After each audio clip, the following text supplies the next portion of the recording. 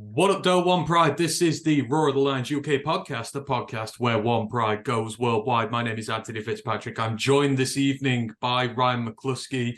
That's right, it's Wednesday night, and it is the college football podcast, the famous British Mushy Pea Bowl. Yes, it is that time of year, folks. Ryan, the season may be over at this point, but the transfer portal has opened and everybody and their mum has jumped in there. Recruiting classes, players are getting flipped quicker than a burger on a Texas barbecue. The state of Florida is suing the NCAA. And as the aforementioned title mentions, all the bowl games are about to come up thick and fast. It is truly a wonderful time to be a fan of college football. Yep. Like I say, we're well on the course now to the playoffs. This kind of marks the start of that. Also now, it's acceptable to talk about the 2024 draft because all the underclassmen are now declaring. So they've got between now and like the middle of January to state their intentions, whether they're returning or they're going. And as you mentioned, yeah, I think I saw like after like 24 hours of the portal, there was the casual like 1,038 players that had ended after like the Thursday or something fucking stupid. Yeah. So yeah, it's an absolute minefield, and recruiting as well, decommitting. I think that's the big thing right now. I've seen so many big names decommitting because of how head coaches have been fired and teams just kind of suck. So yeah, it's all chopping and changing right now. Made the bold predictions, and then within a week, nearly every quarterback will decide they're not playing, and we'll get them all wrong as every year because you never know who's going to play. Oh, it's truly a wonderful time. Bowl predicting is basically just putting the names in a hat, picking them out. That is your best way of winning bowl games. It's actually quite ironic. This is the third year we're going to be doing this, and we're one apiece so far. I got the most right year one. Ryan got the most right last year, but they're not very high scores when we get to the end of it. If we get to about 50%, we're usually pretty happy. So, but that's one of many things we're going to be doing this evening because, as I said, the season is now over. The last game of the regular season was played this weekend. Congratulations to the Army Black Knights for sweeping the Commander-in-Chief's trophy against Navy in what was actually a pretty entertaining game. So well done to you there, Brent. Army swept everyone this year. They get the Commander-in-Chief's trophy. But yeah, we're kind of at this point in the off-season now. We're waiting for the playoffs. We're waiting for bowl season to start. So here on the podcast, we can sort of catch our breath and reflect a little bit on what's been going on and try and break down some of the stuff that's happening in the college football world at the minute. So we're going to be going through head coaches, the ones who've been hired, a couple have been fired, bits in there, just sort of updating and giving our thoughts on that. Then we're going to take a look at what's going on in the transfer portal, if there's any moves that have caught our eye, specifically quarterbacks. Nearly, like, it feels like every starting quarterback in the FBS is in the portal looking for a new home this year. And then we're going to move on. We're going to look at the college football awards that were done this week, and we're going to see how we did in regards, because we predicted them all at the start of the season, and we did actually get a few of them, so we're quite happy with that. Then we're going to have a look at our preseason teams as well, see how the players we told you to look out for did during the year, if we did all right with that. And then we're going to finish off with the first round of our bowl predictions. As Ryan mentioned, they go over several weeks, so we do 1 week at a time because so many players transfer, leave. It's so hard to predict these games, so we do them a little bit at a time to give ourselves the best chance possible. Right, let's do the housekeeping, get that out the way, and crack on with all this. Roar of the Lions UK Discord. If you want in, let us know. We will fire you a link for that. The main podcast back tomorrow on the Thursday. We're going to be doing our Denver Broncos preview, so do come join us for that. Don't forget to like and sub to everything, Twitch, YouTube, all that good stuff. Don't forget about Lions Nation Unite, Herman Moore's pet project to bring together the best in Lions YouTubers together in one area. Great stuff there. Don't forget we are an affiliate on Twitch. We're monetized on YouTube, and we have a tip jar. So if you want to help us that way, absolutely great. Really appreciate that. And we've got a feedback form as well. So any feedback you got about the shows, just let us know. And to anyone watching this evening, really appreciate you joining us. This is another recorded show because I'm still having issues streaming at the minute. But you want to leave comments on the video in the live chat, I'll be knocking around while the premiere is on and chat along with you. Right, let us head straight into the thick of things. And first, One set of playoffs may not have begun just yet, but another is in full swing. Of course, we're talking about the FCS playoffs, which reached their quarterfinal stage on the weekend just gone. Ryan keeps a very close eye on these, likes watching the games, and every week, as always, he's going to update us on what's going on. So, Ryan, the Grizz, your favourites, are they still in going into the semi-final stage? And if they are, who's going to be joining them? Yep, as you mentioned, we've just had the quarterfinals, so we had 4 games of varying degrees of closeness. So, number 1, South Dakota State, the Jackrabbits, they're in the semi-finals. Like I say, they beat Villanova, who were fairly plucky and played a good amount of defense, but fell 23-12. Very respectable scoreline for a team that wasn't ranked and started in round 1. So, good year for them. Now, the game I said to watch out would be Albany v Idaho. That was the Great Danes v the Vandals, and it delivered. So number 5, the Great Danes Albany took down the 4 Idaho Vandals, 30-22, setting up a quite an interesting number 1 v number 5 in the first semi-final bracket. Albany, I don't know if they'll beat South Dakota State, but I feel like they're going to give them a good run for their money and potentially cause a big upset. They could be this year's Montana State, because like I say, we've lost one of the top 4 seeds now. Well, actually, we lost 2 of them. So Albany v South Dakota State Jackrabbits, that's your first semi-final. Montana, number 2, yep, they're still in. They won. They beat the Thurman Paladins.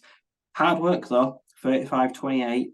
Thurman pushed them all the way, and it was only a 1-score win in the end. But they've been pretty good now throughout the playoffs.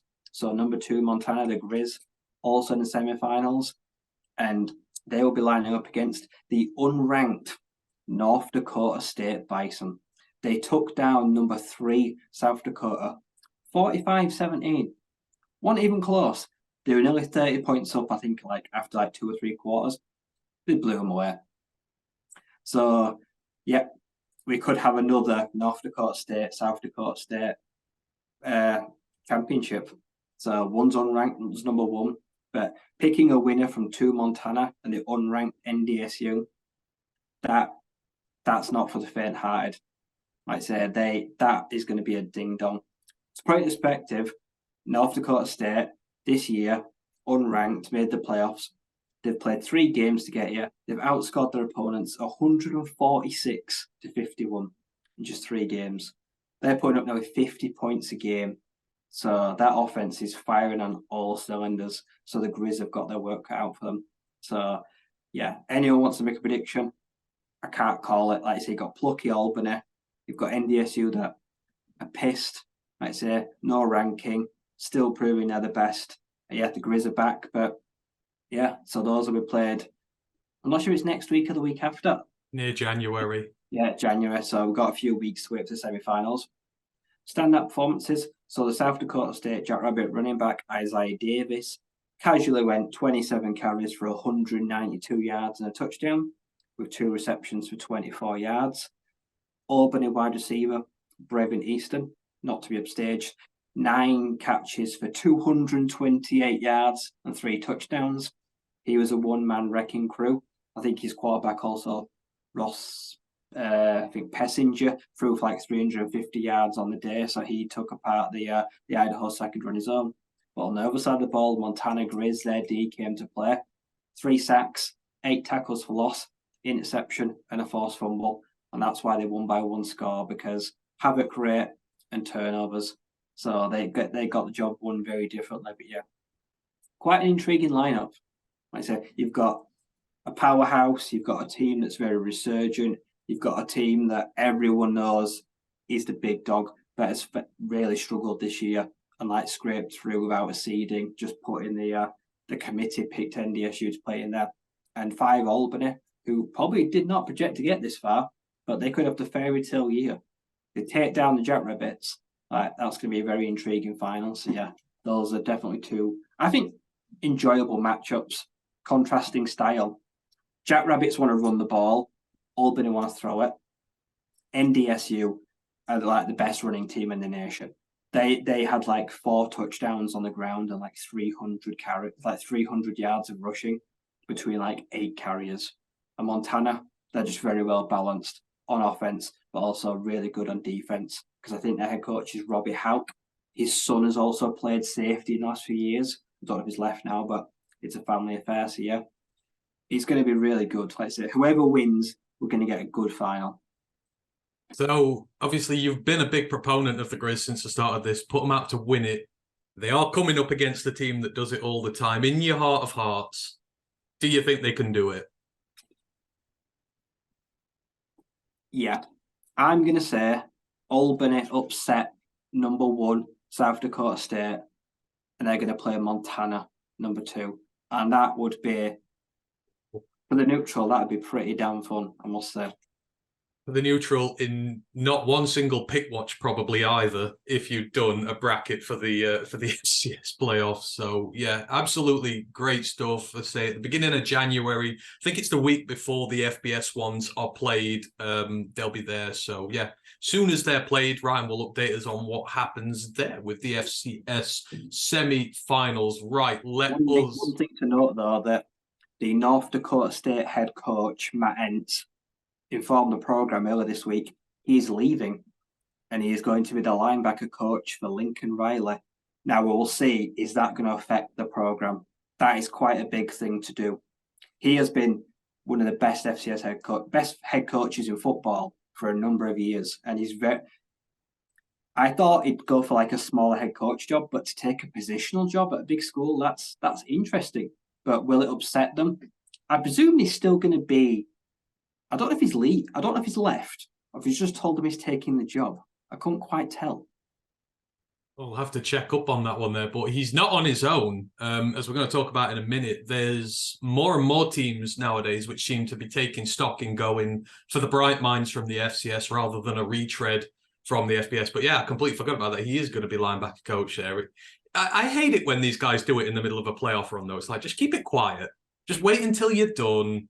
And then, because all the players are going to be like, well, kind of what's the point now? He's going to leave. But yeah, because last year the Montana State quarterback he quit the transfer portal, didn't he, before the semi-final, and their backup still got them to a national title. But yeah, like I say, we've lost head coaches, we've lost players in the last few years in the middle of the playoffs.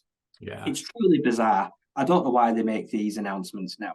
No, have some respect for your team. You can agree this and just not announce it. You can. But Matt Entz is a fantastic hire. Yeah. You are not getting. He's one of the best FCS minds in the country. He inherited one of the best teams and just kept them winning. I don't know what he knows about linebackers, though. I'm going to be totally honest. Unless he's played it. Well, that USC defense needs all the help it can get, so it can't hurt them to bring in a guy like that. California. I can kind of see the attractiveness there. And the paycheck, even as a linebackers coach, is probably going to be a lot bigger as well. So more money, more hot weather, more beautiful beaches. Who keeps an eye on that job, because that now just became one of the best vacancies in the country. I expect them to promote within. I think a lot do. But whoever takes it, big shoes to fill.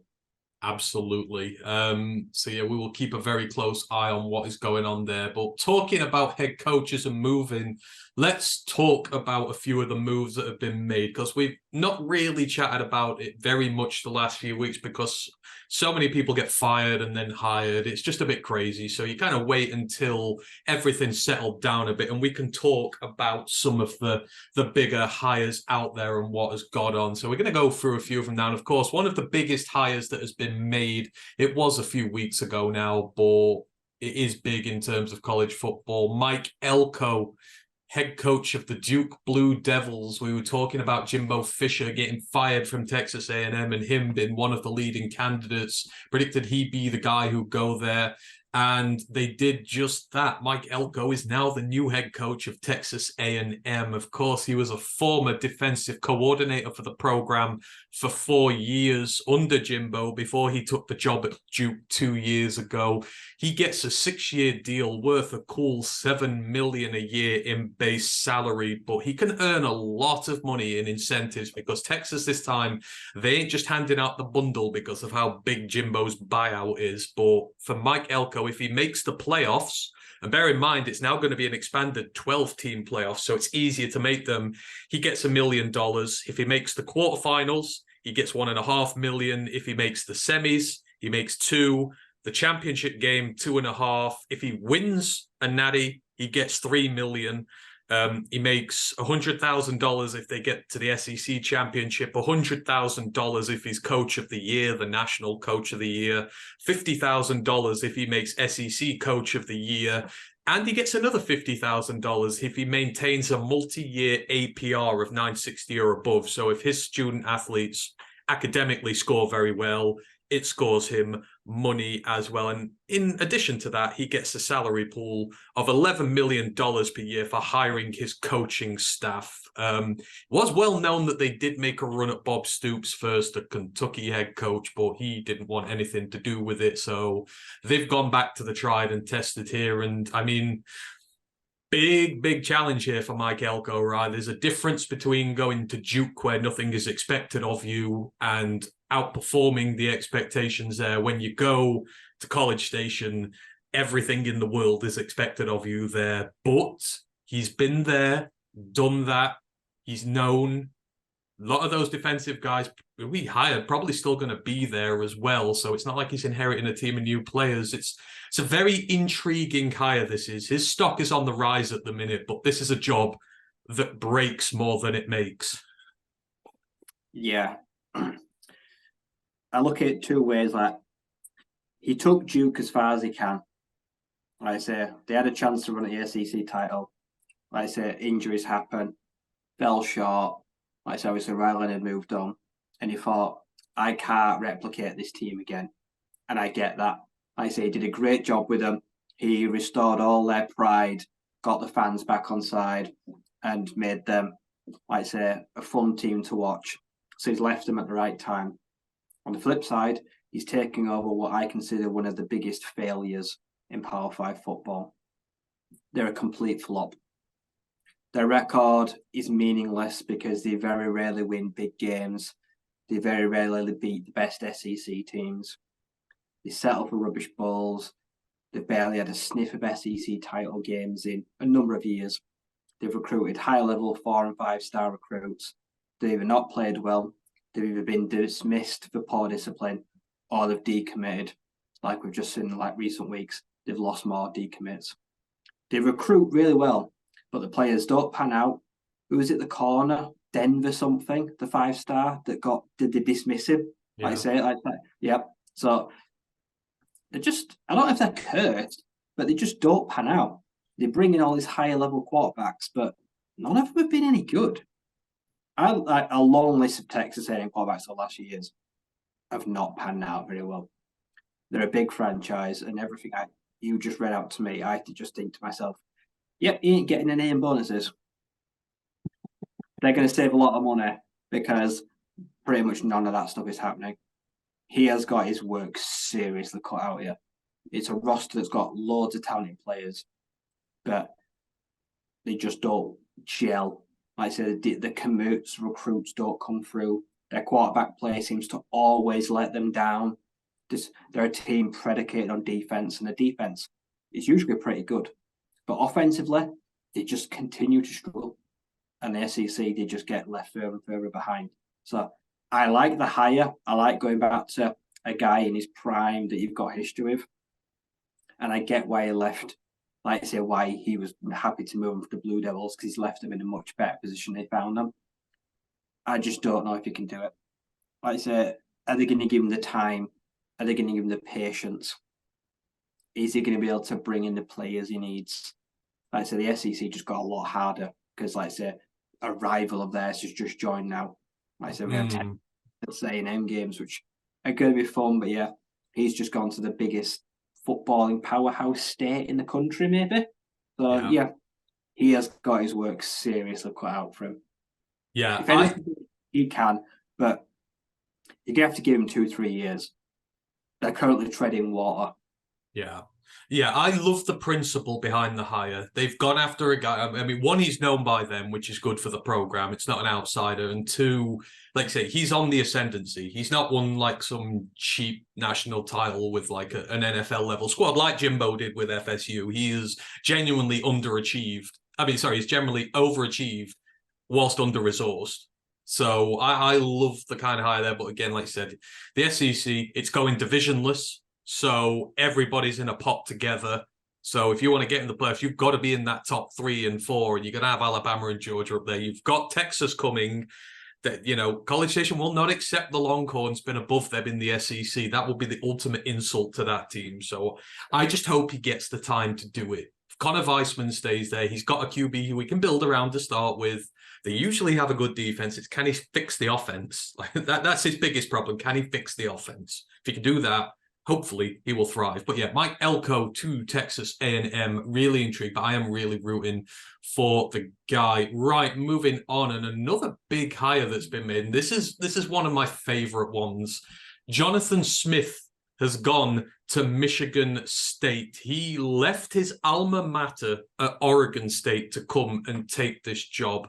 He did a wonderful job with the Beavers, right? You're the Pac-12 guy here, but you'll know he inherited that disastrous reign 6 years ago from Gary Anderson, who had gone 7-23 in 3 seasons, and they've won 3 Pac-12 games in 3 years, and I'm pretty sure all of those were in the middle year. They had 2 years where they got swept, and things were not easy for him when he started. His own first 3 seasons, he went 9 of 22, no bowl games, and that was whilst they were rebuilding. But the time and investment in him paid dividends. The next 3 seasons, they went 25-13, 16 wins in the Pac-12, a 10-win season in 2022, bowl games every year, won one of them, lost one, and he's left just before the 3rd one. But he's had the Beavers finish in the AP top 25 in the last 2 years. They have turned into a formidable team, especially the defense and the offensive line there. He's only the 3rd coach since the 1940s to be appointed as a head coach by the Spartans, who has absolutely no ties to the university. So it's a change of approach for a team that is dogged in scandal. It's had 2 big ones back to back. They've given him a 7-year deal. It's worth just short of $53 million. First year he earns $7.25 million. That raises by $100,000 every year, and there's also nearly $2 million worth of incentives per year that he can hit as well. And he was on sub-5 at Oregon State, but I mean, on the outside, right, this is a guy who he turned a dead program in the Pac-12 into one of the Pac-12's better teams, you know, in the shadow of their big rival, rebuilt the culture, rebuilt the team, reset the standards. And that's kind of what Michigan State need at the minute. They are, hopefully for their fans, at rock bottom, and they need someone who'll build them back together piece by piece. And this on the, you know, face of it seems like a really good hire for them. I think Michigan State are the biggest winners in the crumble of the Pac-12. I genuinely think that's forced his hand. The state of the Pac-12, Oregon State's future. Well, currently they don't have one. They've just given $14 million to the Mountain West to just put a schedule. I said Damian Martinez going to draft. DJ Ungalele, I said, into the portal. So he's basically just said, I think, yeah, I won't be dragged down, like I said, by all the uncertainty. Like I said, he has done the wonders for them. He's turned them around. He's made them not just competitive in the Pac-12, but in state as well. Like I said, they used to be the whipping boy. They were the little brother that the Ducks would just rag on. In recent times, they've leveled the playing field. Like I said, they've been far more competitive. But Michigan State, yeah, it's a prestigious school. It's a very big football program. Like I say, it's fallen on hard times. On the field, it's been bad. Off the field, yeah, it's been worse. The culture has gone bad. Like I say, it's similar to Northwestern, isn't it? Like I say, the football brand has struggled, but also all the distractions you don't need on the sideline, the coaching issues, the talk of the issues of the locker room, the culture. It's caught up with them. So he's inheriting a team that has got no confidence. The fan base is duly upset with what's gone on and everything that's happened. But if it's one of those like cliches, like if you do well, you'll be adored. That's what we say in England. If a football player comes there and you do well and work hard, the fans still adore you. They'll put you on a pedestal. If you can turn around this Spartans team, which we know has got potential to be one of the best teams in the country, because we've seen it over the years, Spartans fans, they'll love him. They'll worship the ground he walks on. But yeah, he's got to fix the locker room. He's got to assemble a coaching staff that he trusts, that are going to buy in. I said then he's got to also stem the flow because of all the portal players, like I say, Windman just gone. Yeah. Sam Levitt, the quarterback, like I said, they've got to stem the bleed. This is a long-term project, I say, because he's trying to change how they do things, and he needs everyone to buy in. But I think this is one of the best hires of the whole coaching window. For Oregon State, I don't know where this leaves them. They're kind of all at sea now, aren't they? They don't really have a home. Lost their quarterback, lost their head coach. It just feels like they could be like about to hit like a sharp cliff. And I hope not, because I like the Beavs and what they've become. But they're going to have to show some resilience to turn around losing this. But yeah, you couldn't have had someone better team that is flailing like MSU right now. Yeah. We'll talk about Oregon State in a minute because we'll get onto their new hire. But yeah, it's a big program here for Jonathan. If he can resurrect them, because Michigan State have been in natties. They've been winning the Big Ten within the last decade. So it's a program not far removed from great success. It feels like the big challenge at the minute, everybody's after Aiden Childs, his quarterback at Oregon State. I think he's the #1 quarterback recruit, like in the portal. Like he is that good, and they are putting serious effort into trying to flip him over. I think if he could nail him, that's a great start for him there. I mean, he'd be starter day one for them. Yeah, he knows him well. He's worked with him. Yeah, Childs is a 4-star recruit in it. Like you say, he's got like a 6 foot. He's not played a lot of football, has he? If I remember rightly, like, he's very raw. He's young. He's only like a year or two soon. So, like, I can't say for sure how good he'll be, but if he's half as good as people are saying, I say they need to go get him, because for Spartans this year, what was their biggest issue? It was quarterback play. Like Noah Kim, no, not great. Like I say, the transfer quarterback, like it just wasn't good, were it? I say everyone they tried, it just seemed to fail. And for me, the Big Ten is better when Michigan are good and Michigan State are good. I say that's kind of what I want. He's no good at watching one just steamroll through the other. So yeah, if you can get his quarterback, and if you can get the players that want to leave the Pac-12 and are worried about their future, Washington State and Oregon State, then some will follow him. Yeah, and he's smart. He knows what the issues are. Like I say, they're after Childs. His first 2 recruits, running back and tight end, both high 3-stars. Their running back game's been terrible since Kenneth Walker left. I can't name you a Michigan State tight end like from the last 5-10 years. I would struggle. So he's going after the problem areas, and hopefully you'll start to see a little bit of resurgence with him this year. But yeah, Jonathan Smith to Michigan State, love the hire. A star for them there. Right, let's move it on because we've got quite a few in as well.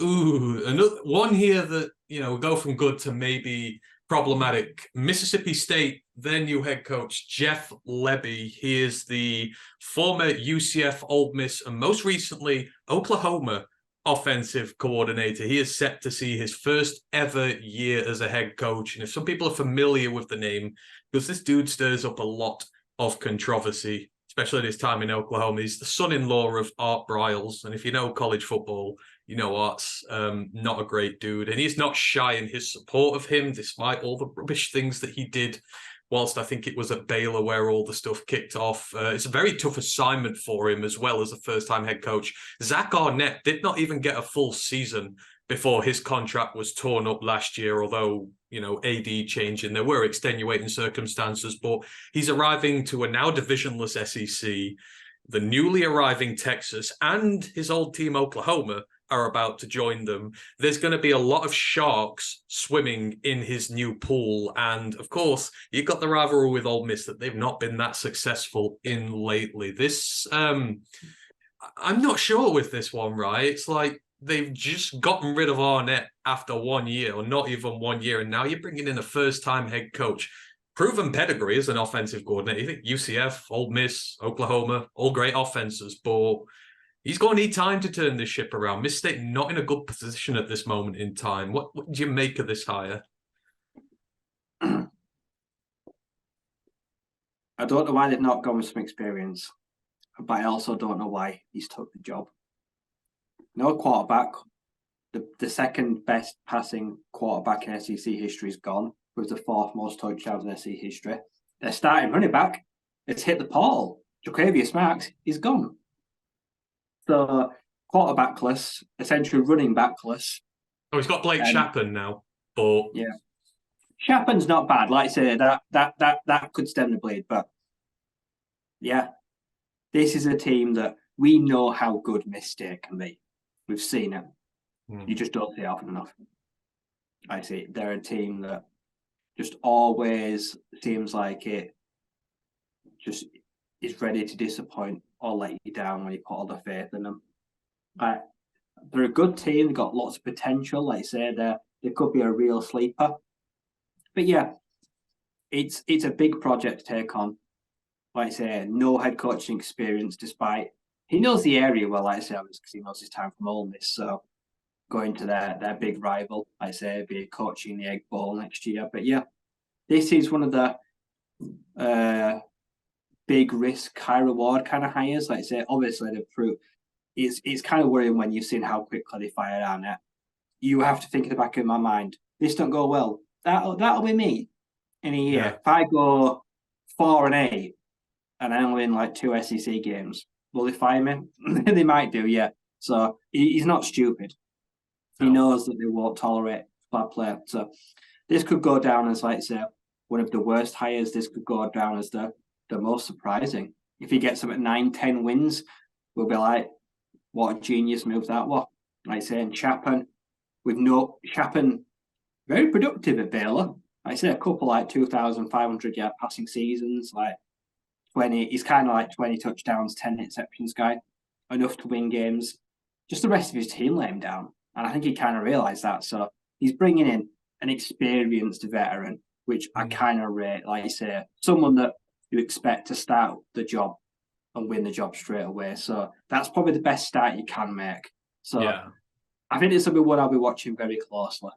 Yeah, I think a big thing is going to be defensive staff we bring in, because we think of Miss State, we think of the air raid with Will Rogers in recent time. They've been very pro offense, and now you're bringing in a guy he's very pro offense. He's worked in some very so you're like, that's not going to change. It's can they get that defense up to par with them? Because if you can, they could win 6-7 SEC games. They could be a really good team. So yeah, color me intrigued with this one. It could, like you said, it could be a dumpster fire or it could be a stroke of genius. We will have to wait and see with it. Moving on, there's quite a few head coaches who are coming in who are new to the job. Next, we're going to the ACC, and we're going to Syracuse, who have hired Fran Brown. He is the former Georgia defensive backs coach. He is moving into head coaching for the first time, and he's making a straight jump from positional coach to head coach. He has had 1 year as a co-defensive coordinator at Temple in 2019, but he's never had his own unit in terms of defense. So he's making a big jump here. He started off learning under Matt Rule. He was DB's coach at Temple and Baylor. He's been DB coach at Rutgers for 2 years before joining Georgia, where he's been for 2 years. Whilst he lacks experience as a coordinator, though, his appeal comes as a recruiter. He's the highest graded recruiter in the nation. That's according to the metric used by 24/7 Sports. And he's been there 2 weeks now, but with the portal and recruitment been open for 1 week, he's already flipped 3 recruitments to the team. So it's already paying dividends in that way. He should get time to rebuild the mess that Dino Babers has left behind. But this is another one, right? This is a colour me intrigued one. You think of those teams, Baylor, he was there a few years ago. You think of their great safety class that came out a couple of years ago. Rutgers up till 2 years ago. You've been, big on the Rutgers DB guys who've sort of come through that system there. Georgia have sent DBs to the draft. Of course, Temple did back under the Rule days. He's got a long history of success coaching guys at his position. It's a big jump up, but I don't know. How do you see this going? This feels like one of those out of the blue sneaky moves that turns out to be the best hire in the country. It's got that kind of like, that low expectation but incredibly high ceiling. Like I say, a guy that a lot of people probably don't know a lot about. But as you mentioned, the caliber of his player he's worked with in recent years, top notch. Like I say, he'll have sent many first round players or coached many first round defensive backs. And Syracuse, like I say, a mess, but I look at them and I see potential. I see a team that has got fairly low expectations, but a big market, has also had recent success. Garrett Williams, I say guys like they've sent their own players to the draft. Like I say, Sean Tucker. You've got a quarterbacking Garrett Schrader he's polarizing to some, but to others, he's the supreme athlete. And he can make ridiculous stuff happen. So, yeah, this team, he's not going there, and no one is expecting him to go in there and make a championship game. Like I say, no one's going in there and expecting, demanding high things of him. But if you can go out there, if you can use his player relationships, like you say, his contacts, his guys that, like I say, if he's good with like families and kids, getting them to agree to come there, then he could be the best hire in the entire cycle, like I say. So this one feels totally low risk, low reward, very low expectation, but you could bring in some top talent. You could flip some guys, and it just takes a few guys, few little sprinkles on the team, and you go from being a bottom feeder to a bowl team pretty quickly. So this probably feels like one of the smarter hires. Yeah, ACC. He doesn't need to know how to be a head coach. Like I say, he just needs to surround himself with the right coordinators. Let them do their jobs.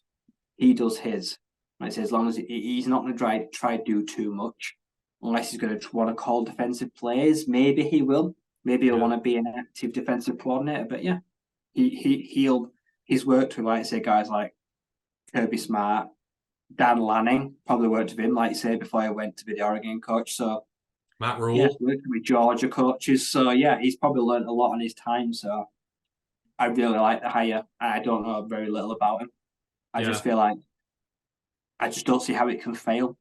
You've picked someone with a good track record who's earned an opportunity. Like I say, he's been to so many different programs now, which send guys at his positional group to the draft. He recruits well, and you can already see it. Like I say, 3 flips in a week already, getting guys to go there. And Syracuse's defense has been their problem. Like we've gushed over how good the running game's been.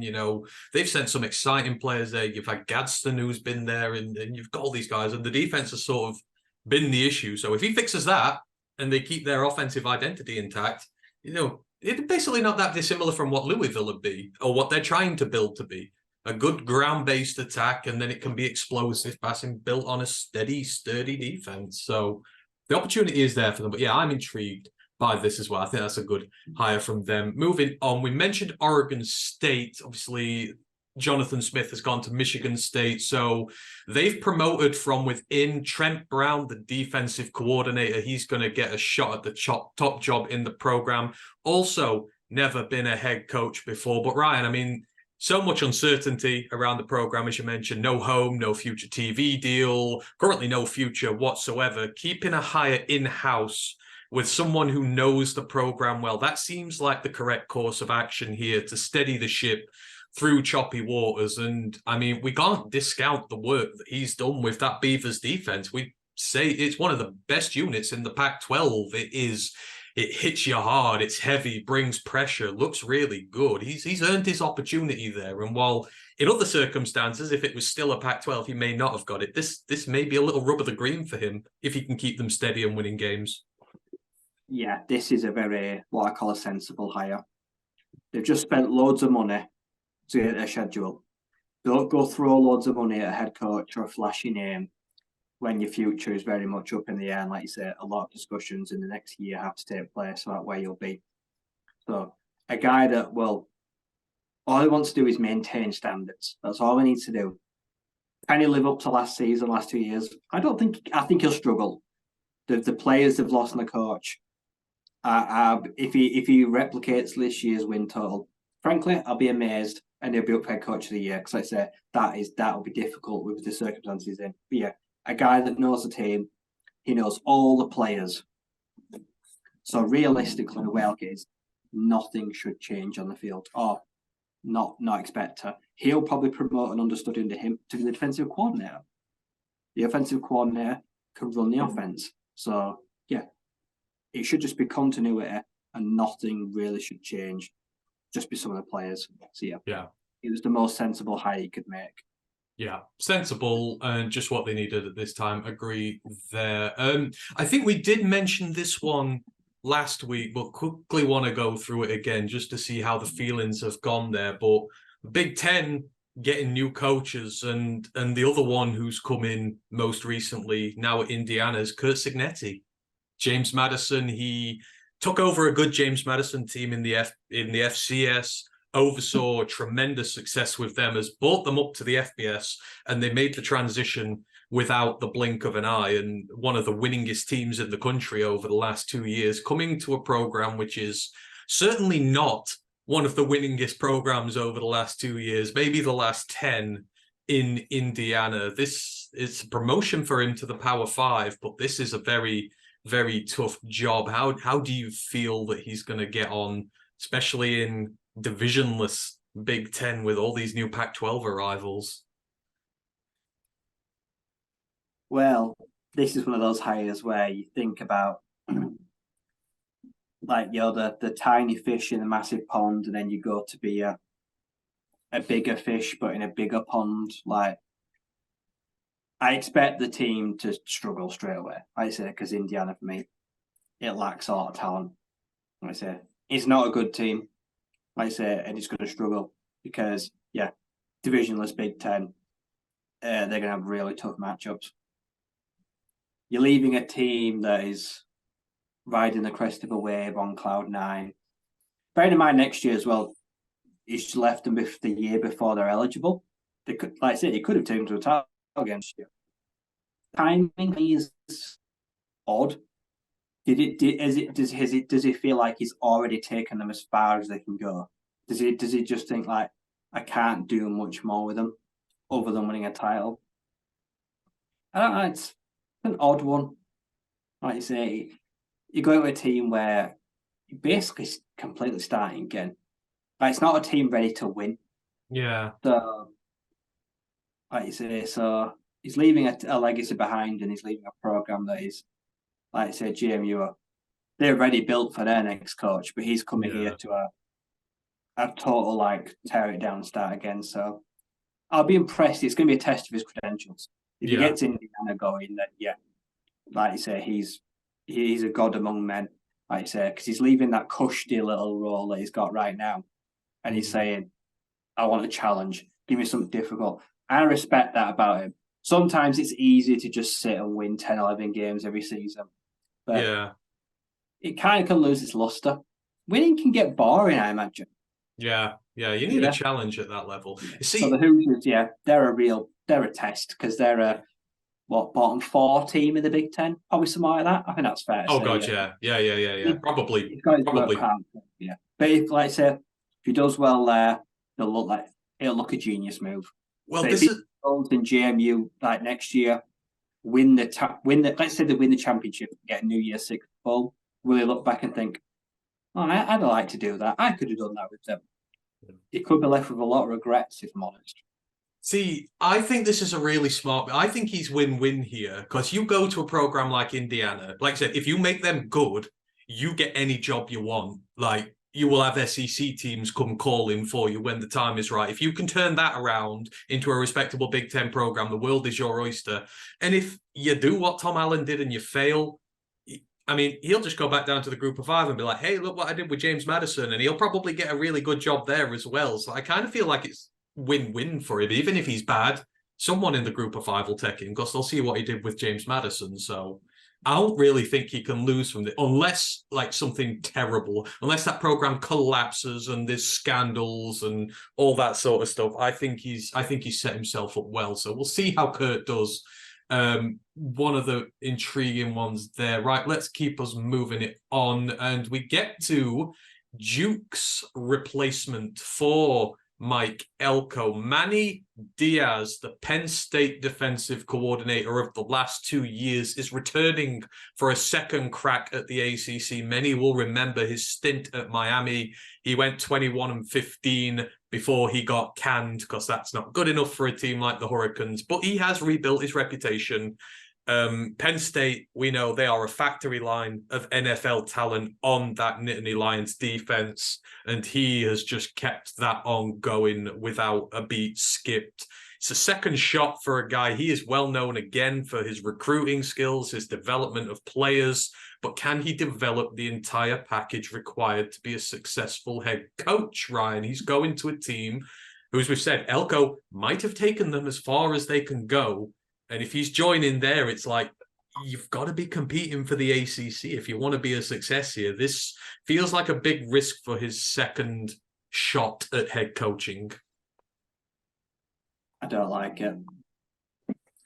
I knew why. I understood why Miami fired him. They looked poor at times.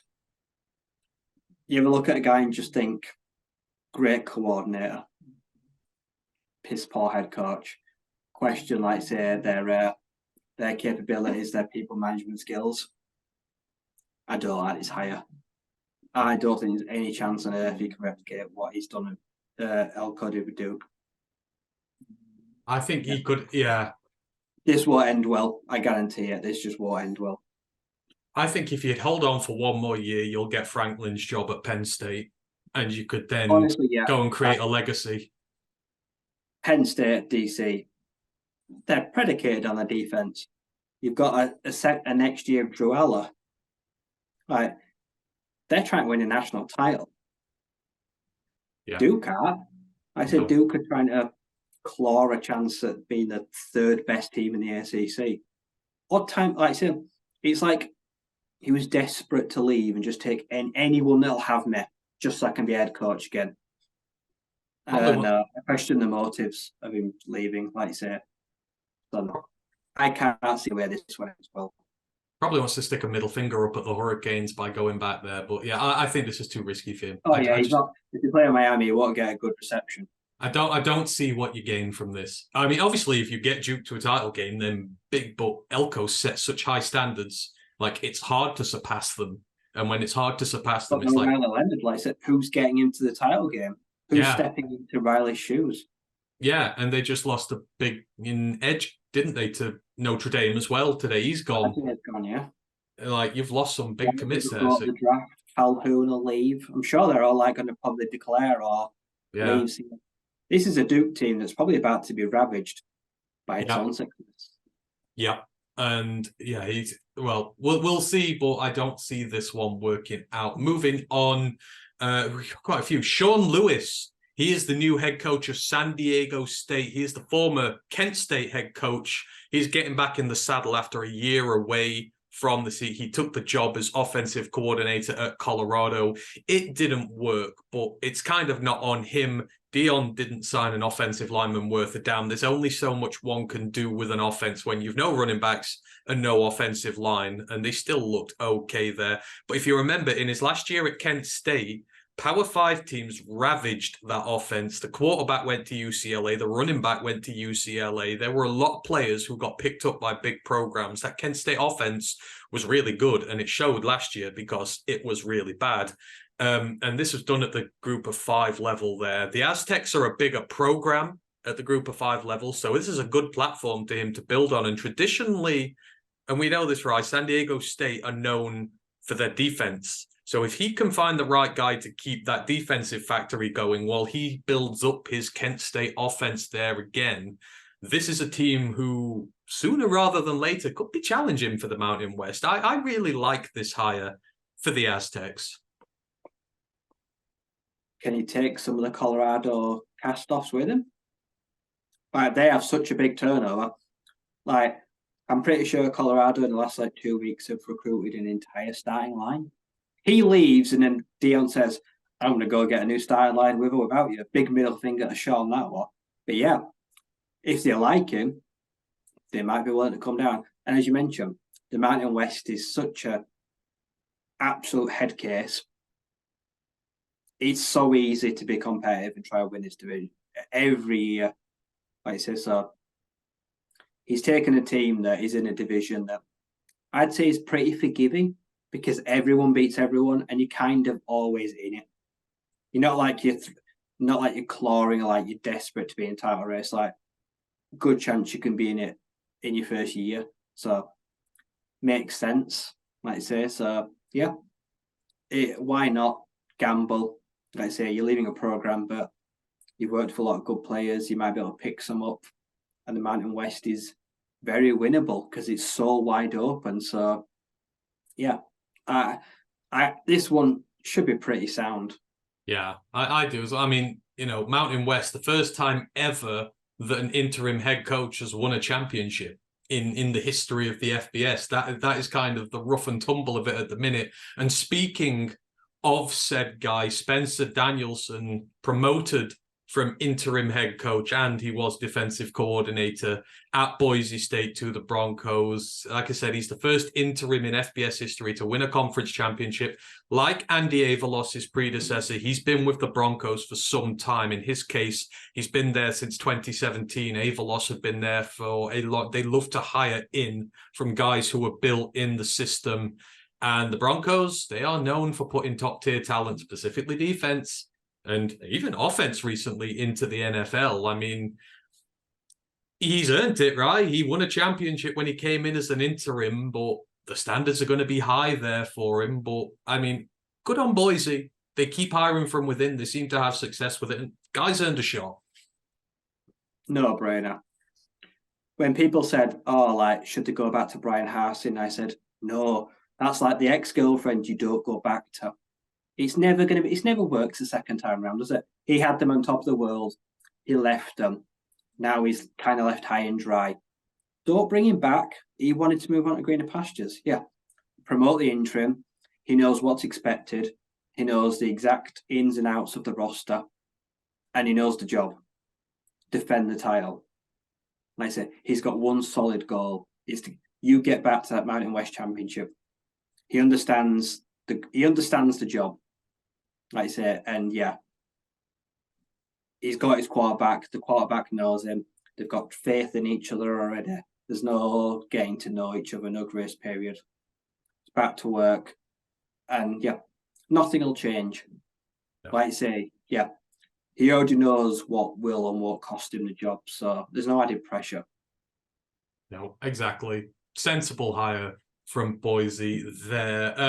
Moving on, and very intriguing hire next year, right? It happened the other week. Willie Fritz has gone to Houston. We kind of briefly mentioned it, but we've not talked about it in detail. So the former Tulane head coach making the move to the Power 5 level, and boy, do Houston need some reinforcement. So Fritz, he's masterminded builds at most levels. He was the head coach when Georgia Southern came up from the FCS to the FBS. He helped them transition, and he's turned the Green Wave into perennial contenders for the New Year's 6 berth bowl from the group of 5. Last 2 years, they've been there or thereabout. Did start slow, but got it right eventually. Won the American in 2022, made the championship game 2023, and now this might be his biggest challenge of all. The Cougars' introduction to the Big 12 did not go well. They went 2 of 7 in conference and just 4 of 8 overall. And the Big 12 is a bad conference to be a bad team in at the moment. It is swimming with above average teams. A lot of them were fighting to get in the title game, and it's about to get another injection of Power 5 teams from the Pac-12. You've got Arizona coming, you've got Dion coming, Arizona State coming. Get left behind and things could turn nasty. So the program have gone for a proven winner in recent years, a guy who can build a program. But at 63, this is his first venture. at the Power 5 level here, Ryan. Intriguing hire here by Houston, but kind of feels like the right one. I don't know about you. Perfect hire. The guy is a winner. The guy has worked with all sorts of players. He's taken a Tulane team that, with no disrespect, it's got a ceiling. He's reached it. Can't get no higher. Houston, they may be struggling, but they're a massive football team in my eyes. The Cougars are a big team. And in recent years, they've been super successful. And some of their players have been highly for their draft. And the market they're in, Houston, like Texas, it's massive. Like I said, the best, some of the best players in the country you'll find are from Houston, in and around that Texas. One or two good recruiting classes, like I say, find your quarterback, you can turn it around very quickly. Like I say, and yeah, it'll be well paid. Like I say, tons of incentives. He'll be able to recruit really well. Like I say, I know Tulane is that like Baton Rouge? Is that like Louisiana area? Yeah. Like I said, he'll get some good players to go there. I think some of the guys, if they're good enough, might follow him. Right, so no disrespect to the AHC. Big 12 it's a big boy league, like you say, yeah. Yeah. As you mentioned, yeah, loads of teams are coming. The Big 12 for me has got an exciting future. It's wide open. Like I said, the middle class of it is all super compact and scrappy. So yeah, I like this hire. And yeah, he's probably got a really big pay rise as well. 63, it might be his last chance. If you don't go Power 5 now, you might never do. Yeah. Tulane, on the other hand, we'll see if it was him or it was the team. If they crumble next year, we know it was all him. Yeah. Crap. But yeah, so we'll see. That's a gaping hole left for them. Yeah, Big 12 is going to be so fun next year. You look at the teams. I know Texas and Oklahoma are gone, but there were still 4 other teams competing for the title. Heck, yeah, teams like that, they're going to be super competitive next year. Yeah, and teams like Baylor are not going to stay bad for long. Like, they will get better. And you're bringing in Arizona, who are red hot. You're bringing in Arizona State, who will get better. Colorado and Dion and all that. It's going to be a crazy division next year. And I'm so looking forward to it. Right, now on to the first of a couple of new hires in from the FCS. The first one, Scotty Walden, coming to UTEP. That is the University of Texas in El Paso. Miners, obviously, finally did away with Dana DeMille, had a horrible record there. But Scotty Walden, he is the former head coach now of Austin Peay. He's on his way to the FBS for the first time. He increased his win total every season with the Governors, which accumulated in a 9-3 record and an FCS bowl berth this season. And what's even been great about that, they've played in 3 different conferences in the last 3 years. So the opposition every year has been consistently rotating and different. So it's not like he can game plan for the same teams all the time. New set of teams every year. He's got FBS experience at Southern Miss. He was co-offensive coordinator and wide receivers coach there. He's also had 4 games as their interim head coach. So he's gotten his feet wet coaching at the FBS level. He's only 34. So he's a young up-and-comer. He is a native Texan. He is well known in recruiting circles around the El Paso and wider Texas area. This is another team who, after a very stale run under a head coach who lasted too long, they're going fresh, young, innovative from the FCS. Obviously, you watch a lot down there, right? The Governor's head coach is coming to the FBS. What do you make of the hire for UTEP? For UTEP, great hire. Like say, someone that's going to bring in fresh ideas, someone that's young, but has been around not a great program, but a consistent program. Like I say, Austin Peay, the Govs, like I say, they've been there and thereabouts for the last few years. Like I say, they're fairly prominent. They've played a lot of FBS teams too as well. They frequent FBS teams on their schedule. They like to test themselves. They've been absolutely blown out by a lot of them, but they do like to push themselves. I hope he knows what he's getting himself into, because UTEP, they're dreadful, aren't they? They're by far one of the worst Power 5 teams in the country. Group 5. Group 5, yeah. As we like to say, though, when a team's at rock bottom, there's nowhere to go but up, is there? Like I say, they couldn't really be any worse because DeMille left them.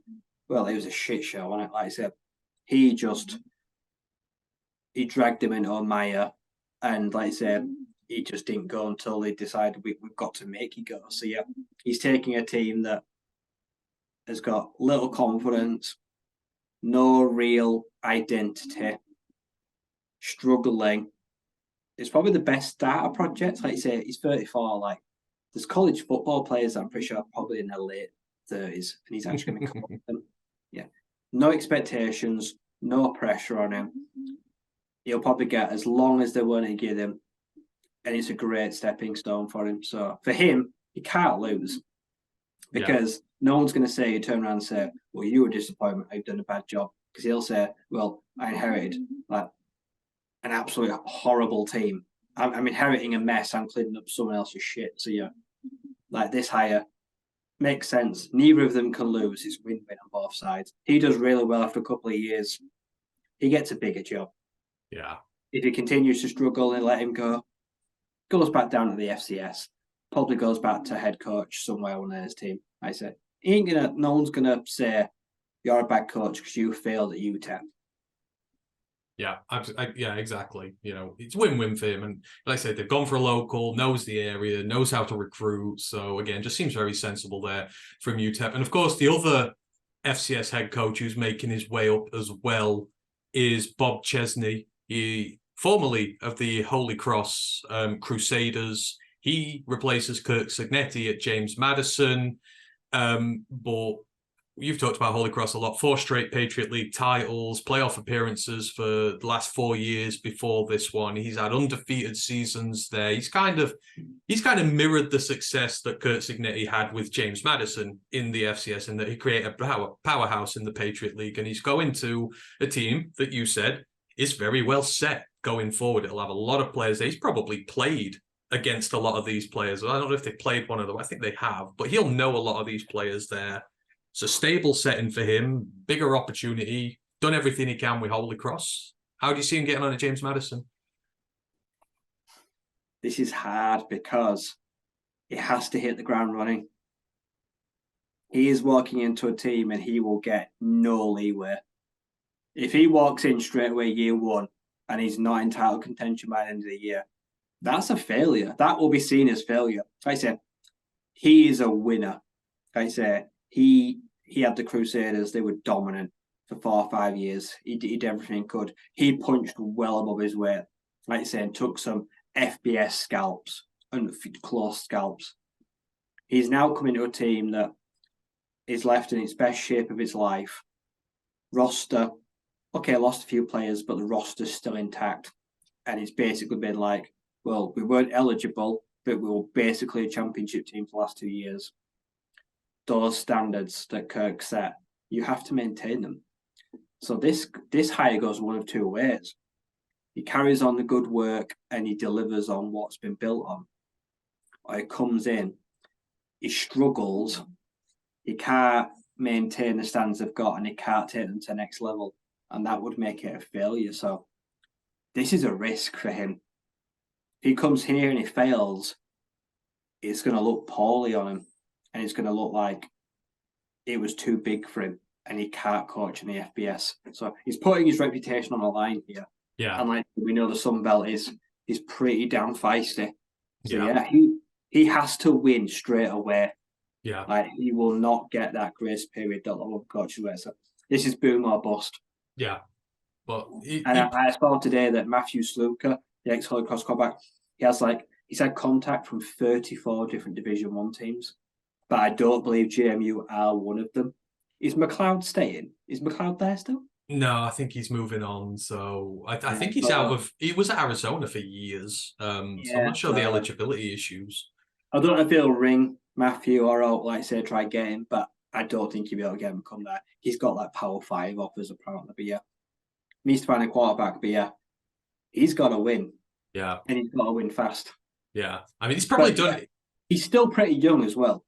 Yeah. He's very young, actually, as Bob Chesney. So yeah, this could be the start of another dynasty. Yeah, it could be a learning curve. You know, you go there, do a few seasons, go away, I really back. like You learn a lot of lessons. I love it when coaches that dominate in the FCS, with what he did in a tiny division, Yeah. League is tiny. Like I say, so yeah. And then he gets a massive offer like this. Yeah, I want nothing but him to succeed because that just validates all his hard work. And hopefully Hull and Cross, like I say, it might be hard for them because of everything. They've lost all their grad players, they've lost their coach. But they had a good run. Let's see if they can continue without him. So yeah, lots of interested parties in this one. Yeah, absolutely, indeed. Right, let's move it on. We've still got a few to do. We've been going a while here, but there's been a lot of change. The most intriguing one of the most intriguing ones of all at the lower level for me. I mean, I talked about New Mexico having a head coaching job opening and thinking that Brian Vincent was going to be the one who would do that because he was OC there, and you thought, well, they're just going to wait for him to take charge. But Gonzalez got fired and he didn't got the job, and we wondered why. It's because he's gone to the Louisiana Monroe Warhawks. And I mean, life has not been kind. I love Brian Vincent. I think he's a humble guy. He gets the love of his players. Everyone remembers him from that UAB season in 2022 where the long-term head coach suddenly retired. He had to try and take him over, steady the ship. I think he went 4-4, but the players wanted him, the fans wanted him, the AD turned around and said, get lost. So, you know, after a good season there and winning the goodwill of the fans, he gets shipped off down to New Mexico, which is one of the worst programs in the FBS. But last year, as offensive coordinator, given the circumstances of that program, he crafted an offense that finished 47th in the nation in total offense. He built a top 50 offense at New Mexico. Minor miracle there. But apparently, this wasn't a big enough challenge for him because if you thought he was in deep water before, he's swimming out into the Mariana Trench, taking this Louisiana Monroe job. The Warhawks are one of the worst teams in the group of five. They got completely swept in the Sun Belt last year. They went 0-8. They only won 2 games altogether, and they had 2 4-win seasons going into this, and then they dropped to 2 last year. It's one of the biggest rebuilding jobs in all of college football, but been done by one of the most likable head coaches in college football. So you can't help but want him to succeed. But the Sun Belt, right, is vicious. We just said it about James Madison at the top. It's vicious for those at the top. For those at the bottom, it's shark-infested waters, and he's really got his work cut out for him with this job. Some people just are sickos. They're sickos to me.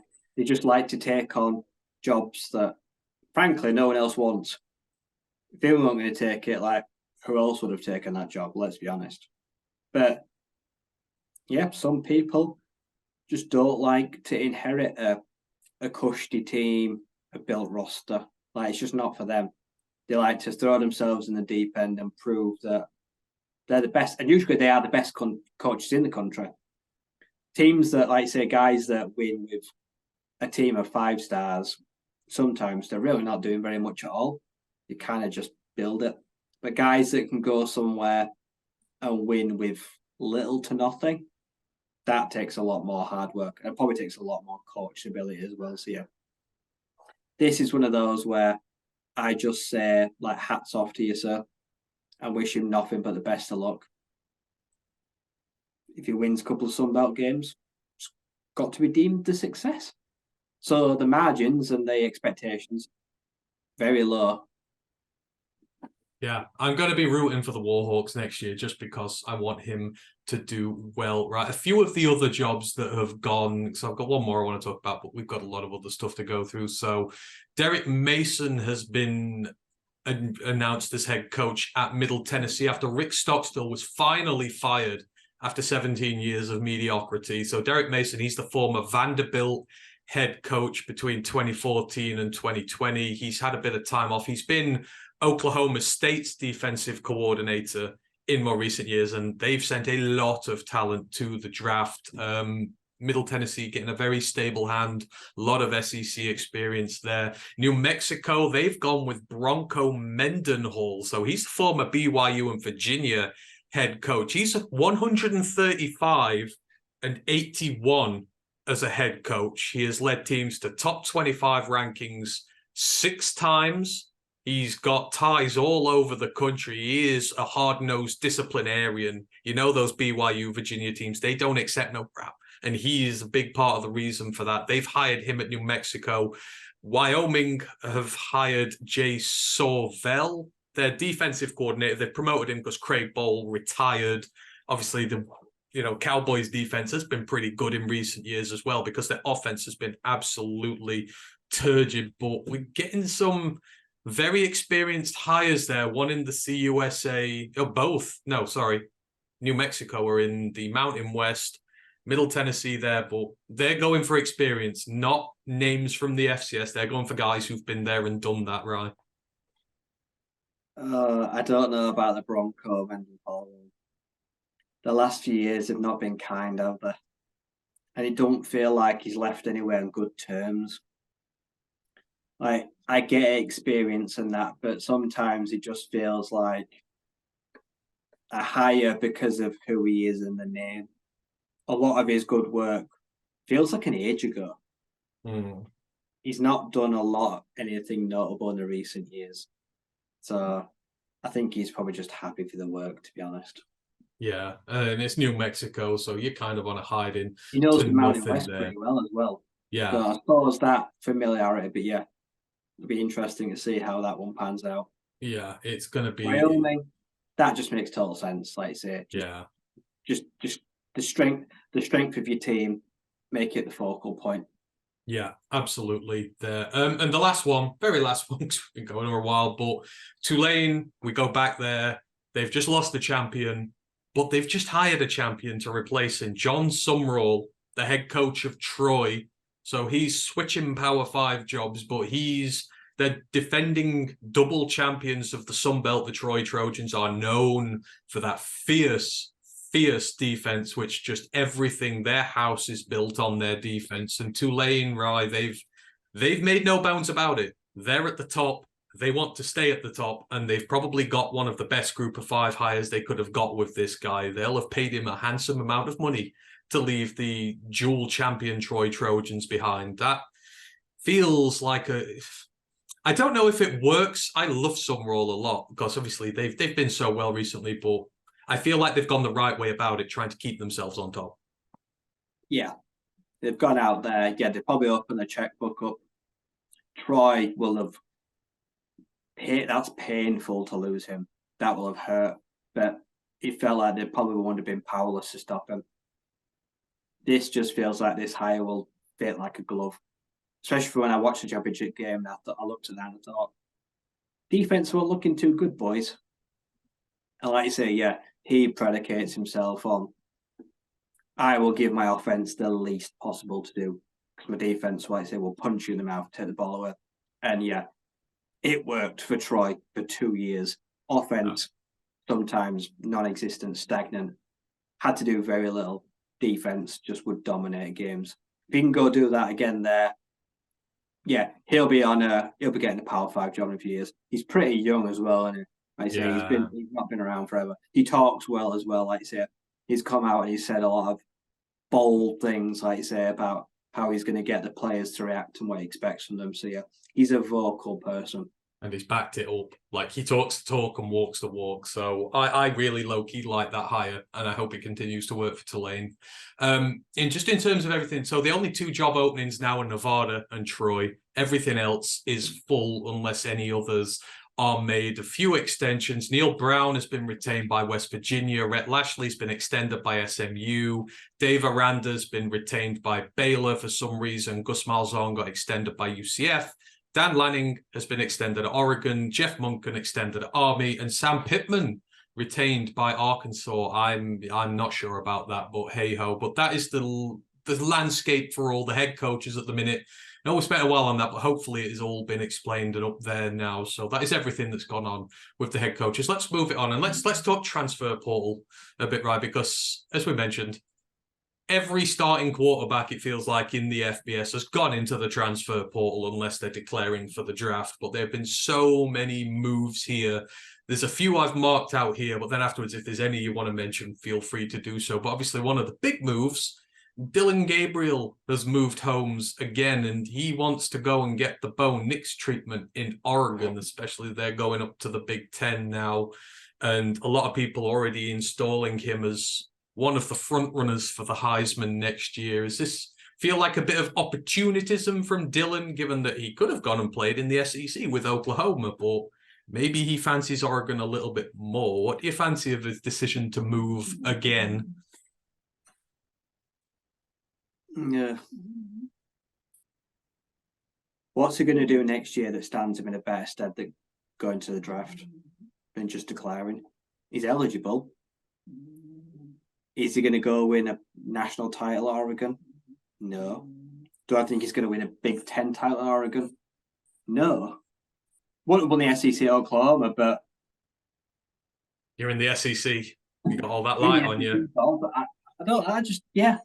I stay in the SEC or go to the draft. Is it money? Is it got to be money? Like, easy. I mean, by quarterback standards, isn't he old? It kind of feels like it. Like, someone tweeted, like, someone's put in the Discord, like, get a job. Yeah, Dylan Gabriel, get a job. Like, no, what is it with like him sticking around forever? Like, just go pro. And it the feels quarterback class is great, but I just don't see what he'll gain. He'll go out there, he'll throw like 30 touchdowns, against interceptions. Yeah. He's still going to be a day 3 pick. And He ain't going to do a Bo Nix. He ain't going to go from a middle of the pack obscurity to first rounder. Dylan Gabriel isn't that guy, but I just don't get it. No, and quarterbacks should almost be like infused about what's going on in the NFL at the minute. Brock Purdy is a starting quarterback. Tommy Cutlets is a starting quarterback. Like, guys who are getting picked day 2, day 3 are getting starting gigs in the NFL and they're flourishing. So you shouldn't be scared about going to the NFL because you will get an opportunity with somebody. Like, so it's weird. And then you look at Oregon and you're like, well, that's just transfers all the time because they've lost Ty Thompson. He's going to the portal now. So it's like, you just find it odd they're not home growing their own quarterbacks now, and it's just portal. He'll do well, but he just won't move the needle when he decides to go pro. If you have 2 good years in college football, 2 elite years, just declare for the draft. It like what happened this year. It won't help Sam Hartman. The fact he stuck around forever, will it? No, like he hasn't benefited. No. Grayson McCall, like I say, we'll talk about him, but all the years he spent in college won't benefit him. Like, I just don't understand that these guys now that stick around for 4 or 5 years. Like, when the iron is hot, strike it. Like I say, he didn't need to play Dylan Gabriel this year at Oklahoma, but like I say, just go on the draft. And a lot of the elite quarterbacks, it has to be NIL. Yeah, because they can get maybe more money than a rookie deal, but yeah, you risk also serious injury. And Dylan Gabriel's not been a prone from injuries. He's had knocks in the last few years. Like, if he goes out this year and he misses half the season because of an injury, draft stock is dead. It's over. Yeah, it goes down to CFL level draft stock.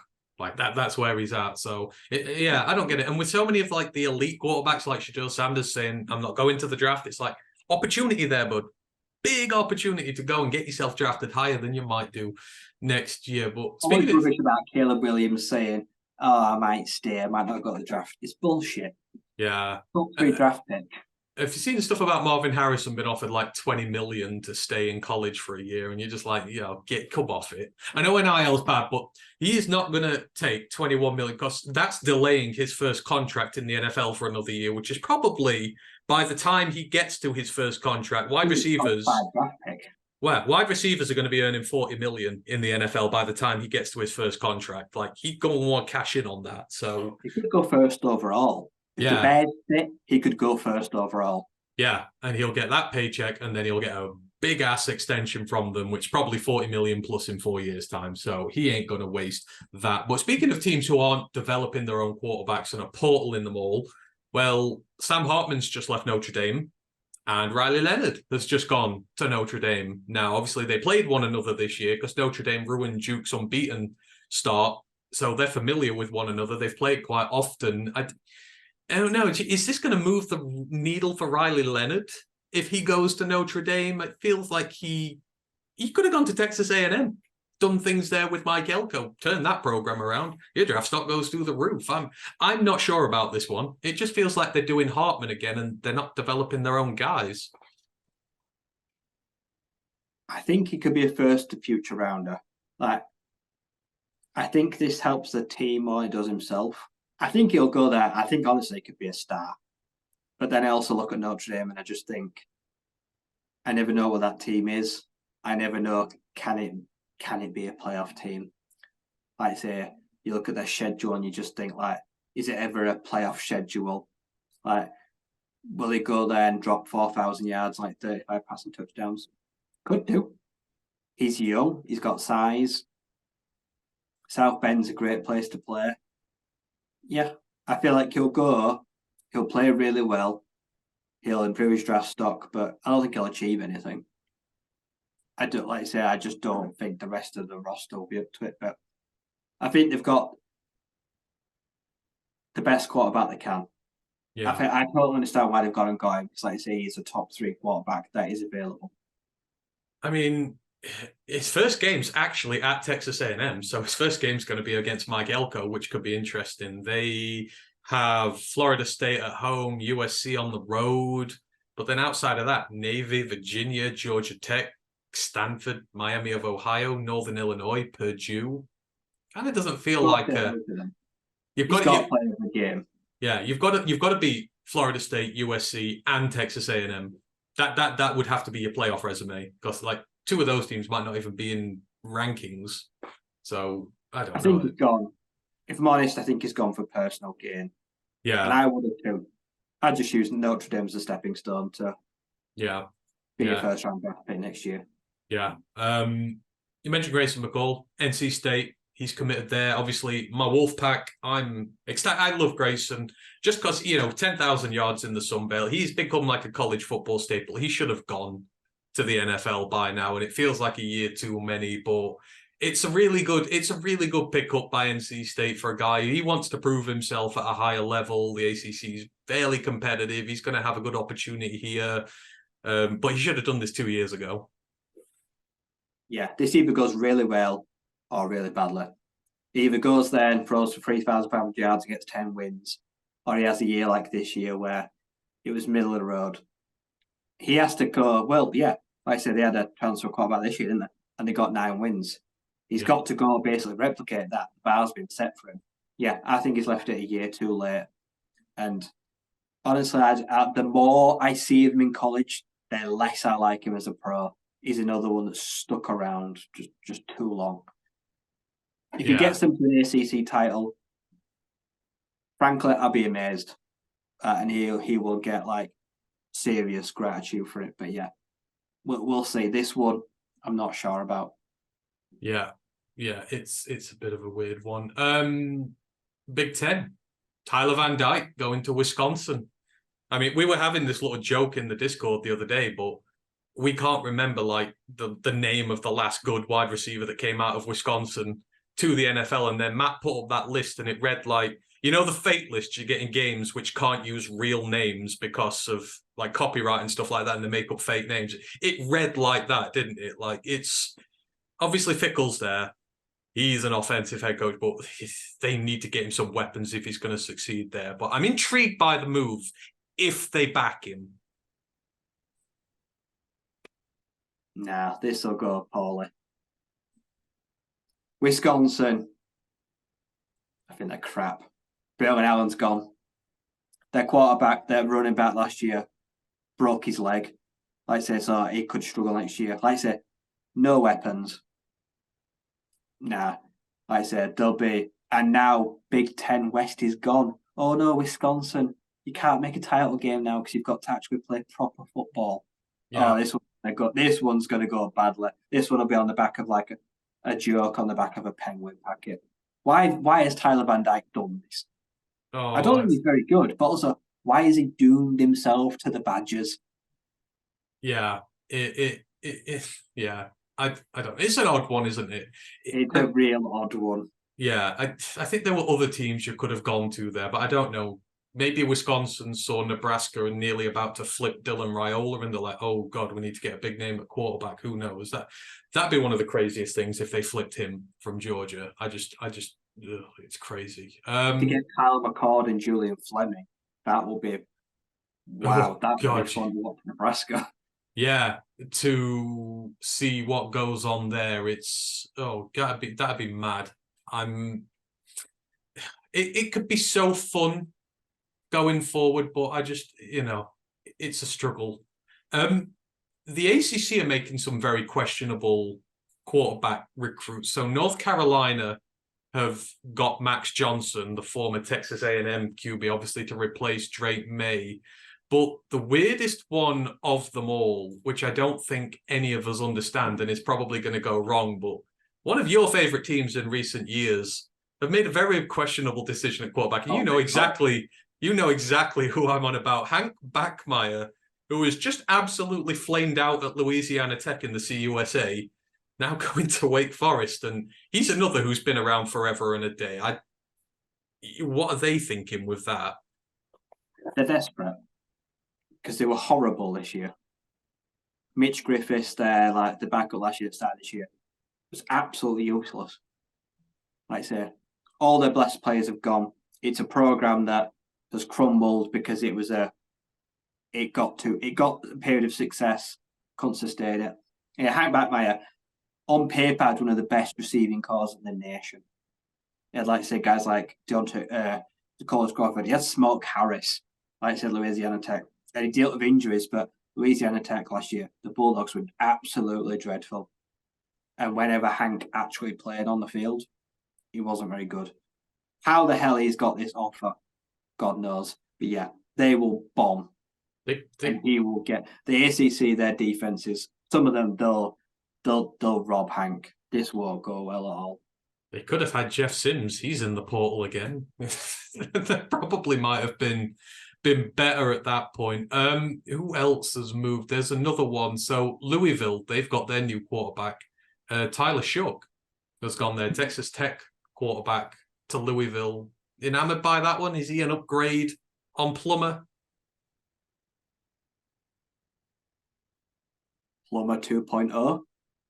I don't know what I thought. Tyler Shook's been at Oregon, Texas Tech, and Louisville. He's a serial transfer portal quarterback. And what that tells me is he's not very good. He's scared of competition. And at the first chance things don't go well, he jumps ship. Yeah. I say so, yeah. And yeah, he's not been that successful. He's got a big frame and a decent arm, but lacks accuracy. So, yeah. But if Louisville could win with Jack Plummer, I suppose they can probably win with Tyler Shook. Yeah, absolutely, maybe. I mean, I don't know. There's so many of these moves going around at the minute. The most intriguing for me, Taylon Green, so he's the Boise State quarterback who we allowed at the start of the year. He's gone to Arkansas now. And KJ Jefferson's still there at this point in time, but I get why they've had KJ, who's a dual threat, and so is Taylor. That seems like an ultimate. That's like lowest floor, highest ceiling combo. That could be amazing, or it could be the worst move in the portal, like altogether. If he loses the job, he's wasted the biggest year of his college football. Yeah, don't get it. Just won a championship. The opportunity to go and win the starting job. Go to a team that needs a starter. Yeah. Why'd you go with? He's not a freshman. No. It's not like he's got loads of eligibility, is it? Like 2 years now, and he's potentially going to go waste one of them. Yeah. I get it's an SEC team, but I don't know. Can he beat out KJ Jefferson, or is he going to have to sit the whole year? Because if he has to sit the whole year, then it's a disaster. It's pointless, isn't it? So that move to me makes no sense. No, it's crazy. But other QBs who are in, Will Rogers, Miss State is in. Nate Johnson, the Utah quarterback, is in there. Blake Shappen's done his move. Katin Hauser from Michigan State. Will Howard from Kansas State, he's in there as well. Athan Kalliot-Manis, the Minnesota one, he visited Rutgers today. Please don't let that happen to Rutgers. Noah Kim, it says he's in, but he's apparently said that he's not. Max Brown, the youngster from Florida who we saw in the Florida State game, he is in the portal as well. DJ Uangalele, he's big chap that he's going to Florida State, which would just make my day, because it won't be Cameron Ward who is in there as well, the Washington State quarterback. He is in. UCLA quarterback Dante Moore is in. Drew Pine from Arizona State is in. Who else is in there quarterback-wise? Aiden Childs, the Oregon State one, waiting to see where he goes. Tyler Buchner, but he's apparently a lacrosse player now. Kyle McCord, the Ohio State quarterback. Chandler Rogers, the North Texas quarterback. Cam Fancher, the starter for Marshall. He is in the portal as well. Brock Vandegrift has gone to Kentucky from Georgia. Jeff Sims is in. Nobody's going to take him. Gunnar Gundy from Oklahoma State. He is in as well. Ty Thompson from Oregon is in. And I think about for now, that is it. But are there any names in there you're intrigued about where they're going to go, what they're going to do? Obviously, Cam Ward, who knows? That's exciting. But a lot of names in the portal, right? A lot of names. These all starting guys. There's a lot of mid there. If you're not Cam Ward and you're not Will Howard, I won't be interested. There's a lot of guys there that have got little experience. I think Will Howard must be biding his time and have a lot of offers. The guy was electric at Kansas State.